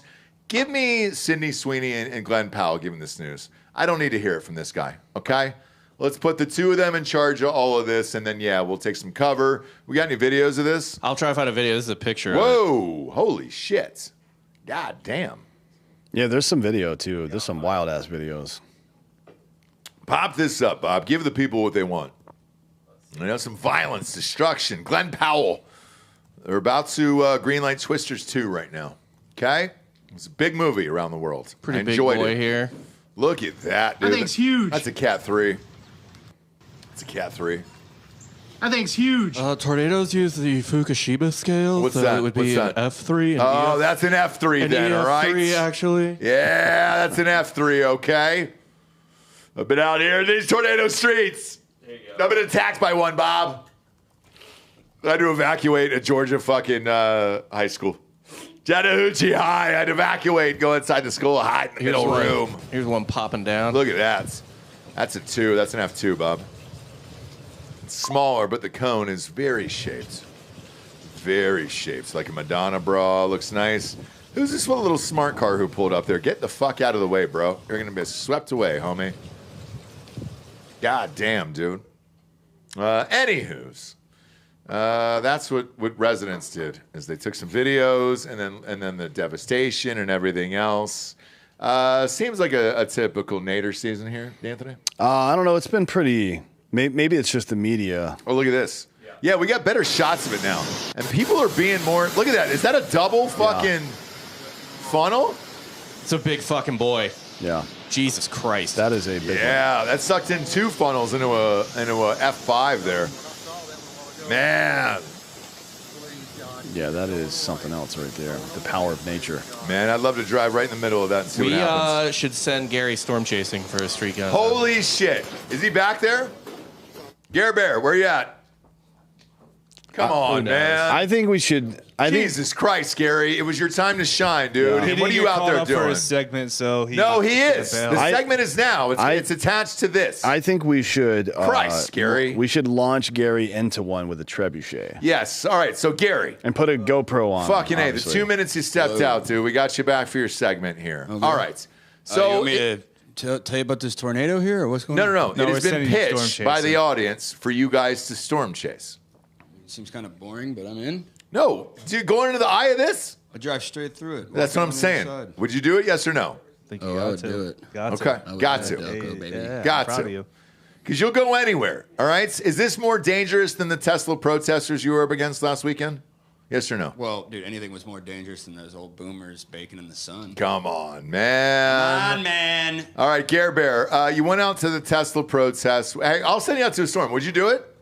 Yes or no? Why? It's nothing. Yeah, try to interview the storm, you bitch. Not that, but like get into it and like Get into the storm. I'll go into the storm. Yes. The eye of the storm. I'm not Yeah, worried about Bob it. Menery did it and for and, Christ's sakes. and interview the storm. Yes. That's what I I'll want. interview the cows that are getting sucked into the abyss. But the people who are losing houses and all that other shit here. Oh, you mean like do a full blown street guns? Before and after, yes. Oh, that's what we're yeah. asking. It's a segment, Gary. Yeah, well, it's probably too. Come on, break. man. I Come just on. popped back in. You weren't on break. I'm dusting off the. Was there cow. cocaine? Is there any cocaine? Yeah, then you're not on break. You need me to get a bag? Wow. We always need that, Gare We Bear. always need a But bag, would you Bob. go into the hurricane, yes or no? Yes, I will do the hurt. We're not doing hurricanes, tornadoes. Sorry, tornadoes. Tornado. I'll Tornadoes. Do it. Anything with high winds, I'll do it. Okay, perfect. Fires, tornadoes, hurricanes. Thank you. What else has got high winds? So here's the thing. The audience has asked for this. They want to know if you'll go in, yes or no? well, for the fourth time, yes. Okay, great. All right, now. Do it. Hey No. Gary, would you go inside the tornado? Yeah, would you go in the eye of it? Would you I come think inside it? I think I could accomplish something. Yeah, you should come in. Yeah, come inside the tornado and Give see me if a little tank, should I- tornadoes that have warrants already are born. Yeah, full Oh, I see what you did ejaculation. there. They go out and impregnate women all I over will the city. jack off in the eye of the tornado. Thank you. Thank you, Gare Bear. I bet you won't. Yeah. I got 1,000 You don't know me on very it. well then, I Dan. got 1,000 on it. I bet you won't. Actually, you know what would actually be kind I of got crazy is 1,000 if on I it. got a hooker on the company credit card. Sure. And How much is that going to cost? Bob, where is this? Is this in Missouri? What's the process? Some of them are in Missouri. Some of them are in North Miss. Just go to In Oklahoma. Arkansas, yeah. In So just Arkansas. that middle through Ozark Oh, area. Arkansas. Shit. 200, dude. no. I Easy. got girls in town. They got a couple. No, we're not paying for their flights too, asshole. No, we're driving. I got to Driving. drive into the eye of the storm. Dan. yes. Yeah, but here you're already fucking up, Gary, because local prices here are going to be higher than local prices there. Not for me. Yeah, for you. It's called frequent fucker miles. Wow, is it really? Yep. Sure All right. is. All I've right. never told a lie in my life. You get a Delco. twerk NATO going. Yeah, a little twerk NATO, dude. Yeah, a little boom, boom, boom, twerk-nado, boom, boom, boom. What's that song? Pump, pump, pump. Oh, you got to pump it up. You gotta bump it up. Don't you know, bump it up. Oh, that's what we We playing. gotta bump Yeah, it we're up. playing Yeah, I'm dude. bringing Bob too, because I feel like Bob would really enjoy this. Bob's Nice in his break own from the personal family hell anymore. right now, and I respect it. I'm sorry, Bob. It's going to be a. sorry, He's Bob. got another year to go. He's got a year prison sentence in this one. 3 kids is tough for the first year. Yeah, you could do a year, bud. All right. So you went out to Tesla. You did the protest last weekend. We talked about this live on air. So here's what I want to tell the audience before we show this clip. Yes, all of these protesters were paid. It all seems like they had the same talking points of Social Security for some reason, even though it was Tesla.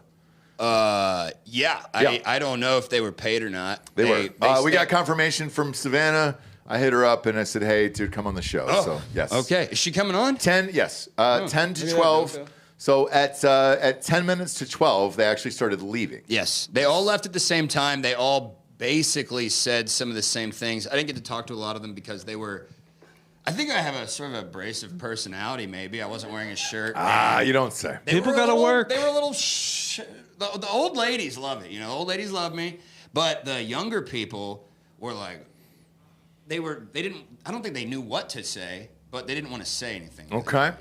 So let's play this clip from Street Gonzo. This is on fire right now. It's what is it, over 50, 60,000 views already? Yeah. It's at 60, I think. I think including Twitter, it's over 100. Go ahead and play this. There you go.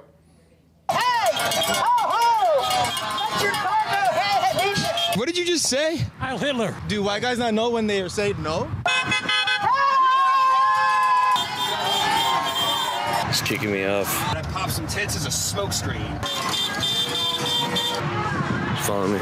Don't you know? You got to bump it up. You got to pump it up. You got to pump it up. They're trying to steal it. Think he's a Nazi? Yeah. Yeah. I don't know shit about dick. Not a Ponzi scheme. Elon is a supporter of fascism. Protect my white skin. All these social programs, we paid into them. Did that guy have a They're fake badge on his head? Sure did. What's he the president of? Being a faggot? Question. Did you get it? You're being an asshole to me. What the fuck? I can remember the Nazis. We serve for Cybertron. What the hell's that guy's problem? As soon as noon hit, they all vanished. She's got her tits popping, dude. That's good for business. The generation that ass fucked us. I think he's a shit. I think he's a Martian. Just a tiny bit. I'm one of Elon's son. That was the night I got drugged. Are you gay? Dude, I'm not gay. He looks gay. Hey, do you like Elon Musk? Naval boats. Emmy's driving. No, mine. Beautiful, Gare Bear. Beautiful. Beautiful. Man on the street. Thank you, Delco. Street Round of Gonzo applause, is please. the only run who's out on these streets, okay? Please. Round of applause for Gare Bear. There you go. Give it right. to him. Thank you.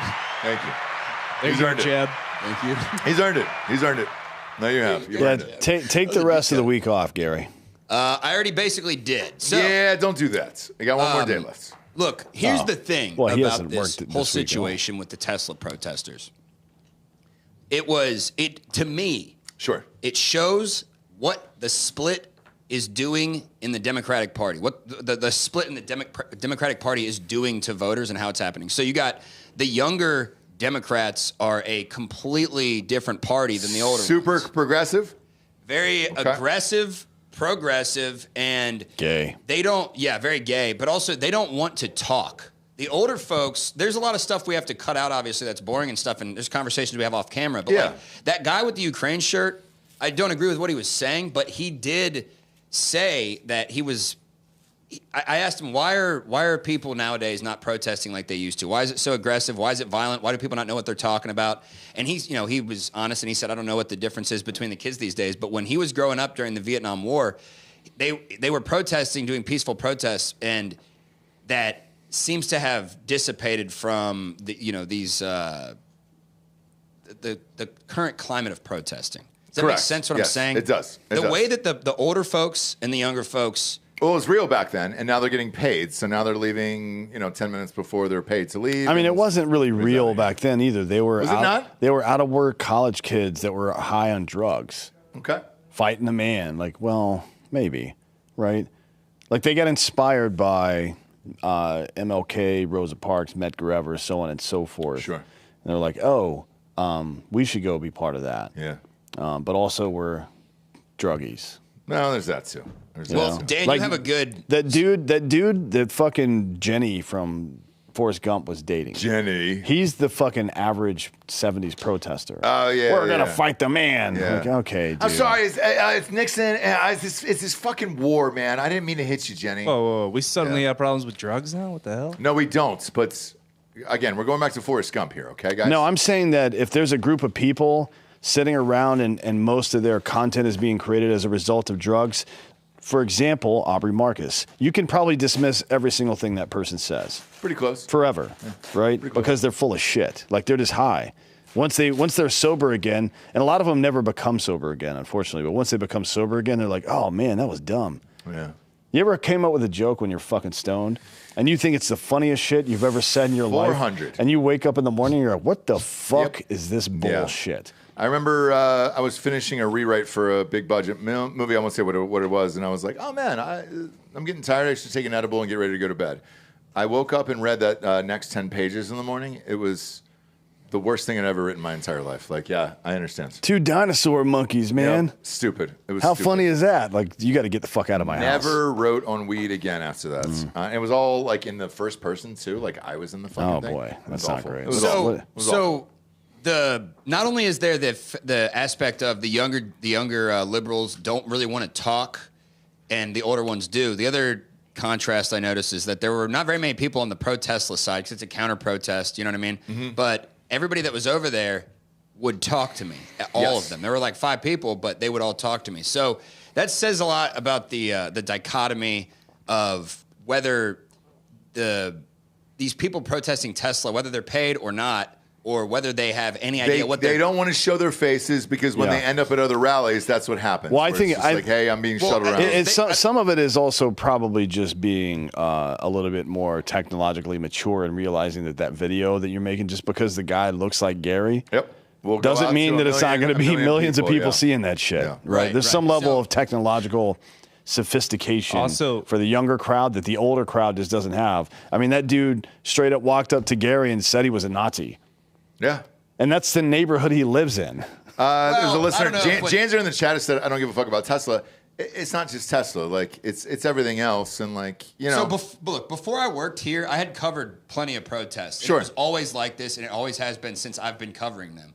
And I think what the problem is that a lot of these people speak on platitudes, and they don't actually know the depth. They can't go the distance in a conversation on the facts of the issues. They don't actually know what the fuck they're talking about. But they do have cool signs. And the coolest sign there was actually a human centipede sign. Did you see that one? Oh, yeah, that was a good one. It was badass. Yes. And speaking of signs, this is why I know that these people have no fucking clue what they're talking about, because they had this one dumbass had a sign that had Tesla and it said Nazi, and then there was a thing that said Porsche and it was a thumbs up. The fucking founder of Porsche Ferdinand Porsche, he was a member of the actual Nazi party. Yes. Yeah, which is why I'm buying a Porsche. Yeah, that's the okay. Dan drives one. So these people don't know what the fuck they're talking about. What Dan said about the older people not understanding how things can get thrown out there on media and chopped into pieces is also valid. Although Joel and I don't really do anything like that. We're not doing but they don't know that, right? They don't know that. Like the average 25-year-old is probably quite suspicious of any asshole that looks like you in general, but especially when they got a camera and a microphone. Gary, you look like a rapist. Okay, I love you. I wasn't going that direction. Well, I was going to say he's probably shirtless. He's got his gun tat. Yeah, they probably know which side on. of the aisle you're on, just from the tattoo on your chest. I'm not on his side of the aisle. I'm right in the middle. I'm riding the fence. Sure you are. And the fence is starting to hurt my prostate. Yeah, you should get that checked. I think that Joel can do that for you. I do too. He's a licensed medical professional. Yes, he's put 2 fingers up my ass numerous times. First of all, never had any problems. Came both times. What's up, Care Bear? No, you guys are just honestly. No, we appreciate you being here. Street Gonzo is now available on the channel. Appreciate you tuning in. Now's the point in the show we get to the Drinkin Bro of the week. You can submit at drinkinbros.com. Bob, pull it up here. What do we got here? Bro boxes are on fire right now. Doge around and find out shirts are on fire. The Pooyah shirts. Shit, we sold out. Now we're back into those. We got all those. Gulf of America tees. I got one on right now as we speak. Goddamn, we sold a shit ton of those. Oh, and the jackets. Goddamn, the Drinkin Bros jackets, by the way. Yes, we are selling a fuck ton of those. That is the old school 70s one. Here's all I'll say. Order a size up, because in the 80s when these fucking things were made, yeah, dude, there wasn't big boys, so order a size up on those. But drinkinbros.com is on fire. The app is on fire. That is free. Dan and I are paying for that dearly on the back end. My God. But it's funny as shit, man. So it's free on iPhones, Androids. Sign up, and everybody's got their faves in there. No waiting for admins, no deletions, no nothing. Whatever you post, you post. Try to be polite, but we don't give a shit. And then Drinkin Bro of the Week. This one, first of all, was sent in by Jamie Urbina. This is attention Ross Patterson. Oh, I know this guy. Yes. All right, so he's got a Chrisman jersey here. Who Day. So my son wanted to start a YouTube channel for kickers, and I go, dude, he's got a fucking kicker that autographed a jersey for me. Thank you so much, Jamie Urbina. He'll love that. That is fucking rad. Also, we got a bunch of listeners in the studio today. Who would like to come up for Drinkin Bro of the Week back there? We got a bunch of ladies here today. Come on up. Yeah. Play the music, if you will, Delco. What do we got here? Is it Bob that's just falling asleep here at the wheel? We gotta get Bob some cocaine, dude. He's got to wake the fuck up, dude. This is going to be a year, Bob. A year of this. No, real late on that one. What do we got here? Hi. Oh, hi. Hello. Well, I've got to point out the obvious. What's that? The heavies. I got killed in the last show. They were like, Ross, you didn't talk about the heavies. So Sure. I apologize here. We'll lead with those. Beautiful. Si, there you senor. go. Yeah. Yes. Yeah, nothing I can do about it. Me But, neither. that's for Mother you Nature. guys. What can I say? I know. Was it all God? It sure was. Okay. Absolutely. Nothing else? Nope. All right. No. I've never done Botox. I've never done any fillers. God's plan. Absolutely. God's plan. For sure. God, God's Jesus, plan. and our buddies. I know. He loves fucking Drake more than life itself. I don't even like his music.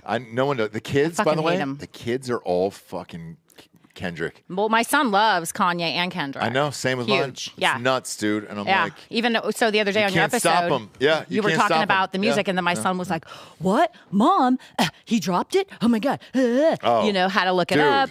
Yeah, it Same was with my kids, and hilarious. so I drove some kids back from practice too. Yeah. Drake is like, I mean, they think he's a fucking loser at like 11 years old. It's nuts. I have a legit issue with him. Like anytime a beat comes on, Yep.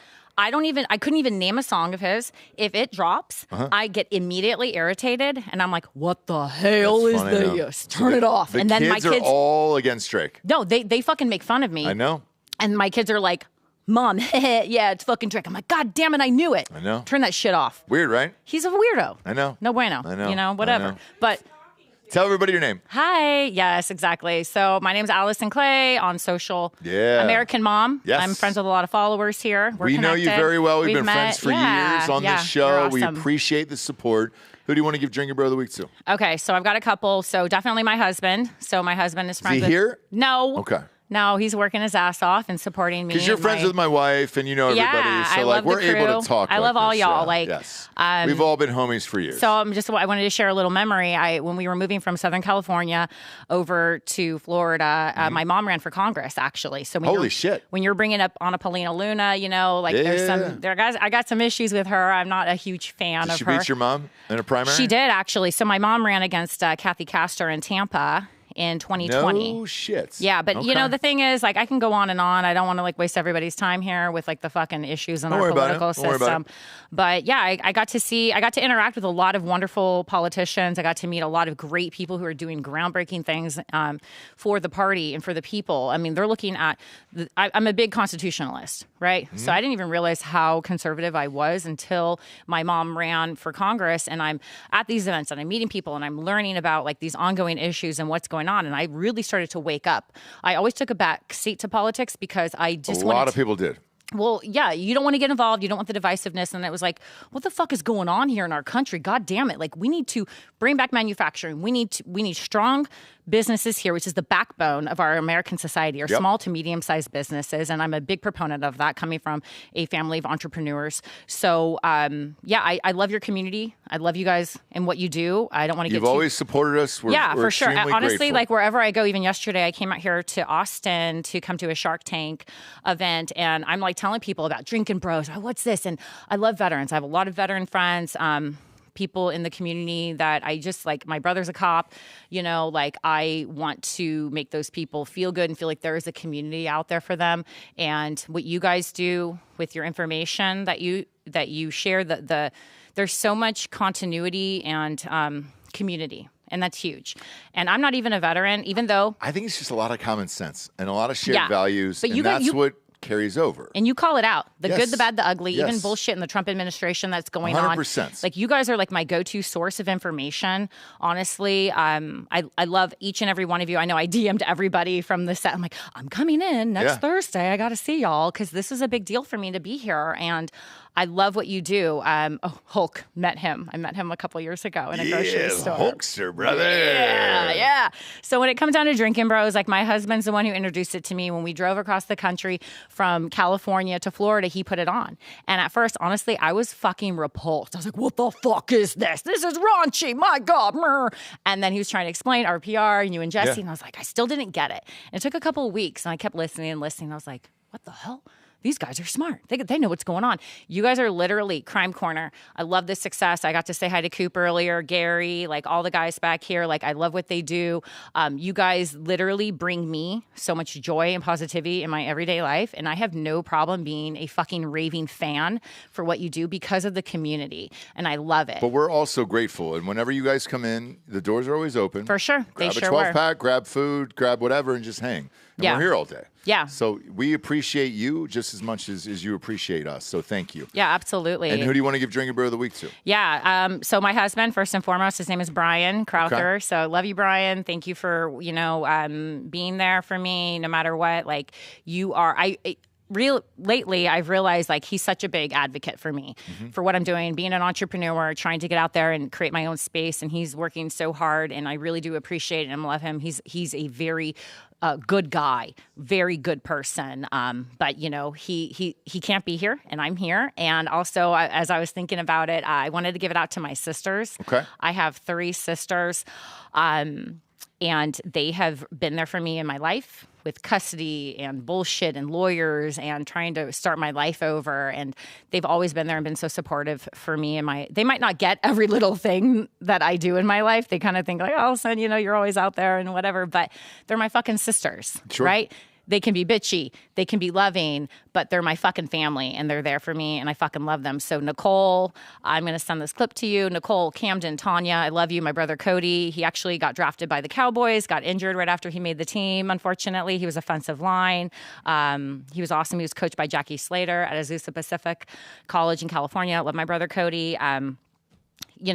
Reed. Love Reed White, American Rustic Works, all Matt. those guys. But this is what I'm talking about with community. Like, I have literally built friendships with people that I haven't even met through DMing, listening to Greg and Beth's podcast, like interacting with y'all. Like, I can't always get on live, but there are people that I've been able to build relationships up, and that is the backbone of our society is people and connections, and that is my forte in life. And I love who I am and who I'm becoming. I feel like life is a continual unfoldment process. It is, yeah, absolutely. And so, like, this feels very cathartic to be here, to see you eye to eye in the studio, to see everybody here. And I just want to share positivity and make people realize, like, especially in the veteran community specifically, like, you guys are seen. You have a voice here and you guys care. You're fucking legit, real.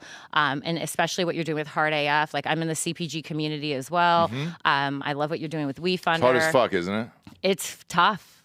Whew. It's hard. Every morning I'm on these calls. Yeah, especially your entrepreneurial meetups that y'all talk about. And, from time to time when you're sharing your experiences, like, I'm in the We always try to make it real so that way everybody understands nothing is an overnight success. Like, you've got to work and work and work and work, and then maybe it will be. It's the field of dreams. Yes. Right? You got to plant the seed, build it, and they will come. I mean, think about it. Like, anytime you try to start something, you're not going to be a fucking expert right out of the gates. Nobody was. Like, none of our professional athletes, like, showed up and, I'm fucking throwing touchdowns and kicking field goals. Like, time, dedication, repetition, and over time. Brady was the, 6th or 7th round draft pick. One of my favorite. I'm a huge Brady fan from the Patriots. Well, Greg and my husband are from New England. Yeah. So even though my brother played, for a short stint in the NFL, I never paid attention. My college, I went to Gonzaga. So I'm great basketball team. Absolutely. Yeah, and basketball players. There you go. That was college. There's a time and a place for everything, and it's called college. So, I kind of fucked my way through that team. Just kidding, everybody. It's all good. And the baseball. Did you have sex with Chet? No. He was after me. Sorry, is that loud? Yeah, no. Delco's a huge Chet fan. Yeah. Chet Holmgren. And I know you brought some other people here. Is there anybody else that wants to come up? We have some friends. Are we getting Beth coming up? Beth, you want to come up? Come on. Let's do it, Beth. Beth, you can come on up, Beth. One of my besties. She's amazing. Yeah, dude. Love come her. on up, Beth. And also, like, just the friends for being here. to Beth is support the me homie of the show for a She long time. is. Yeah. Yeah. We know All right. Beth very well. Peace dude. out, y'all. Yeah. Take Thank care. you very much. Absolutely. Appreciate it. We'll chat after this and have some drinks here. Beth, what up, girl? How are you? Is Greg here? He is. Okay, good. He is. So we've known you guys for years, obviously. We've been homies, and I told Greg he could leave his truck here. Yes, so that way we only have to take one cart. Yeah. Allison was so super excited about coming today. Get as fucked up as you want to. Leave your truck here. Well, we still have to drive one car. It's 3 acres. We don't give a fuck. Park it wherever we want. So yeah, she was super excited. I was like, you got to slow down. They're just people. She's like, but I love them. And I was like, I mean, maybe I was like that 10 years ago one day. I don't know. It's crazy to me. Like I was like. She's great. We don't care. It's fun. It's fun though. Who do you want to give Drinkin Bro of the Week to?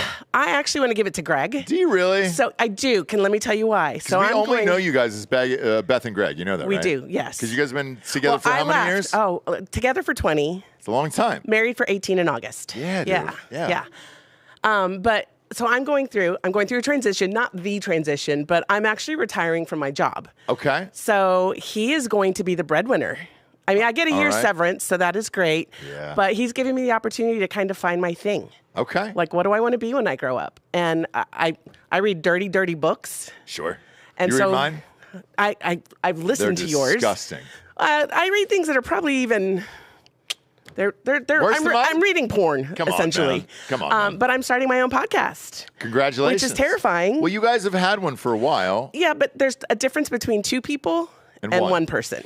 So I've done one off and on throughout it. And like for me, look, I don't need a story. I don't need a word. I can just go for Greg is like you. 2 hours and it doesn't really matter, right?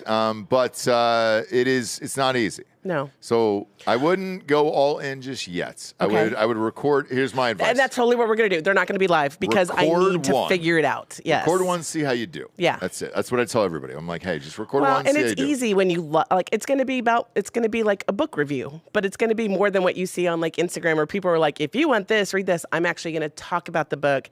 I'm going to try to get some interviews with authors. I'm going to, try to set it up so that it's fun, but it's going to be there's not anything out there yet like that for this niche that we've seen. Well, the authors are weird, and you don't know what you're going to get. Yes. Case in points, I remember having one of my favorite authors.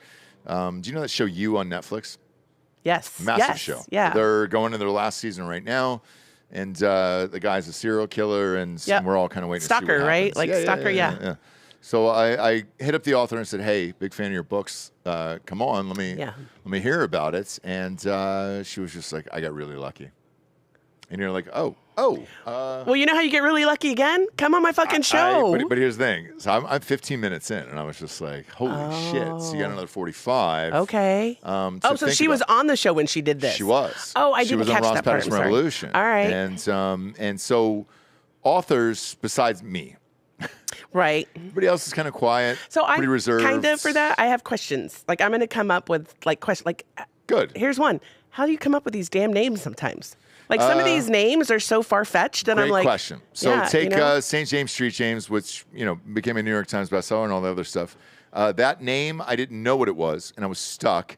And it was on the back of I was writing the character drank Jameson. Okay. So it was on the back of a bottle of Jameson that it was made on St. James Street. All right. And I looked at it, and I looked at the spelling on it when I was writing it, and I was like, oh, well, if you just threw another James on there, it would be St. James, St. James. Yeah. And then you go St. James Street James, and then that's where that came from. That's awesome. Yes, See, but that and that's wasn't great, But here's the thing, though. that That's, like, wasn't until. important. But I'm a normal person who have an interview with you. That wasn't until 25 pages into the script, and it was a film. So what did you have before? Just blank at this point? Blank. Like you just had a character, but he was unnamed. Left it blank. Like some people do with their children for months. 100%. Okay. That's what I did. And then it hits. I asked a couple friends of mine at the time the next day, I was just like, what do you think of this? And they were like, oh, it's fucking hilarious. And then boom, it was in. But at that point, I was already in the writing process for like a month. So okay. Yeah. All right. Yeah. I did actually, it was really cool. So I went to the convention yesterday. It was eye-opening. It was, after being a desk jockey for 26 years, I was freaking exhausted yesterday from meeting so many people and being on my feet. Yeah. And it's a whole other world. It's It is. crazy. Super personable. It's super. so nice. I everything, met yeah. an author. She's publishing her first book. So like literally I had a great conversation with her. She's like, message me. I'll send you my book if you'll do a review. And I was There you like, go. sister, we're in. Let's be friends. And that's how it works. So you'll here's the thing. Here's the good thing about that podcast. Yeah. you'll have endless books. Yes. So you'll never Yes. run out of content. However, if you're going to interview the authors, a lot of them are shut-ins and they're not big personalities. Well, what I'm hoping to help with that is let me send you a bottle of wine and we'll drink the same bottle of wine together on the show and just chill out, and maybe that'll loosen them up a little bit, get their lips a little bit looser, and we can talk. Maybe we can incorporate crime juice into that. I mean, why not? We'll see what happens. Yeah. So Greg is your drinking bro of the week. What's up, Greg? I can't hear you. Oh, the name is Beth Snotty Reads. There you go. So you can find me on Instagram, Facebook. Is it live now? No, it's not live yet. We're going to Okay. do our first episode this weekend because now that I've been talking about it, guess what? I got to produce. Yeah. Perfect. So, I like yeah. that a lot. Yeah. Jump right in. Yeah. Congratulations, you guys. Come say hi, baby. Yeah. Come on. He can wave behind the scenes. We all know Greg. You got to have an AF because we are Greg investors. LaMontagne, you are. Come on in, dude. We appreciate you guys. What are you drinking, Greg? His Nope. water. Put His that normal down. water. There you go, Greg. Yeah, you're on camera now. There you There go. you Boom. How you guys there doing? you How you go. doing, Good to Ross? see you, buddy. Nice to see you, too. Who do you want to give Drinking Bro of the Week to? Drinking Bro of the Week. I would say Beth, but I've already done that, I think. You have. And you can't copy me. You know what? I'm Gotta going to be give it original. to Gary. I'm going to give Gary Drinking Bro Bear. of the Week Gary. to Gary. Really? I don't think he's ever gotten it. Has he For ever gotten Street it? Gonzo, he is not. No, he's doing some cool shit, man. I know. That the Palisades video, Yep. man, that is unlike any other video I've ever seen. I agree. They're Quite doing honestly. really, really cool shit. As much as we make fun of those guys, they're putting out some it's great easy. content. I mean, they give you a lot of content. But they're putting out some great. But holy Nobody's shit. doing the shit they're doing. No. So yeah, That Palisades video, I think, what's it at? It's got to be over close to 1 million. somewhere in there between all the 800,000 channels, million, yeah, something yeah, like that. yeah, I mean, yeah. it was, I It's watched everywhere. that and seeing the people that they were able to interview and talk to and go through, that one was next level. I agree. And then the Tesla video, It's fucking just awesome. fucking crazy. And it's Yeah, blowing I up was right talking now. about that. Yeah, you can download that right now or watch it for free on Question, YouTube. What, yeah. what number show did we have him on? Was it 100? 100. And what are we 100, on yes. now? We're on 487. Are you really? I feel like it was just yesterday that we had. It was. And that's the thing with these podcasts. Like, I don't even know what number we're on today. Like, for real. I It's in have the zero thousands. idea. Yeah. And Dan always writes fake news, and then we come up with the number afterwards and everything else. And like, I don't pay attention simply because there is no end date. Yeah. So it's not. I'm not That's waiting how we are. for Well, plus you do it every damn day. right, but also like there's no pressure of like, oh well, I'm going to end it on this date. It's Right. just, hey man, however long go this till we goes, go. it goes. Yes. Yep. I Yes. should actually add Joel in there too, huh? For Yeah. For Drinking Bro of the Week. you can. I mean, Because he does a he's lot all with right. him. Joel He's all right. kind of does some stuff. He does. I He's a think. great editor. I mean, great he director. just got out of bed like a minute ago. I know. He also scores it too. So Yeah, I'll he's give pretty him good credit at for yeah, that. he's pretty good at that stuff. So. You got a I good crew. agree. You got a good Appreciate crew. you having us on. Yeah, Cheers, thank you. man. We always love you guys, man. You've been homies for years. We appreciate all you guys tuning in.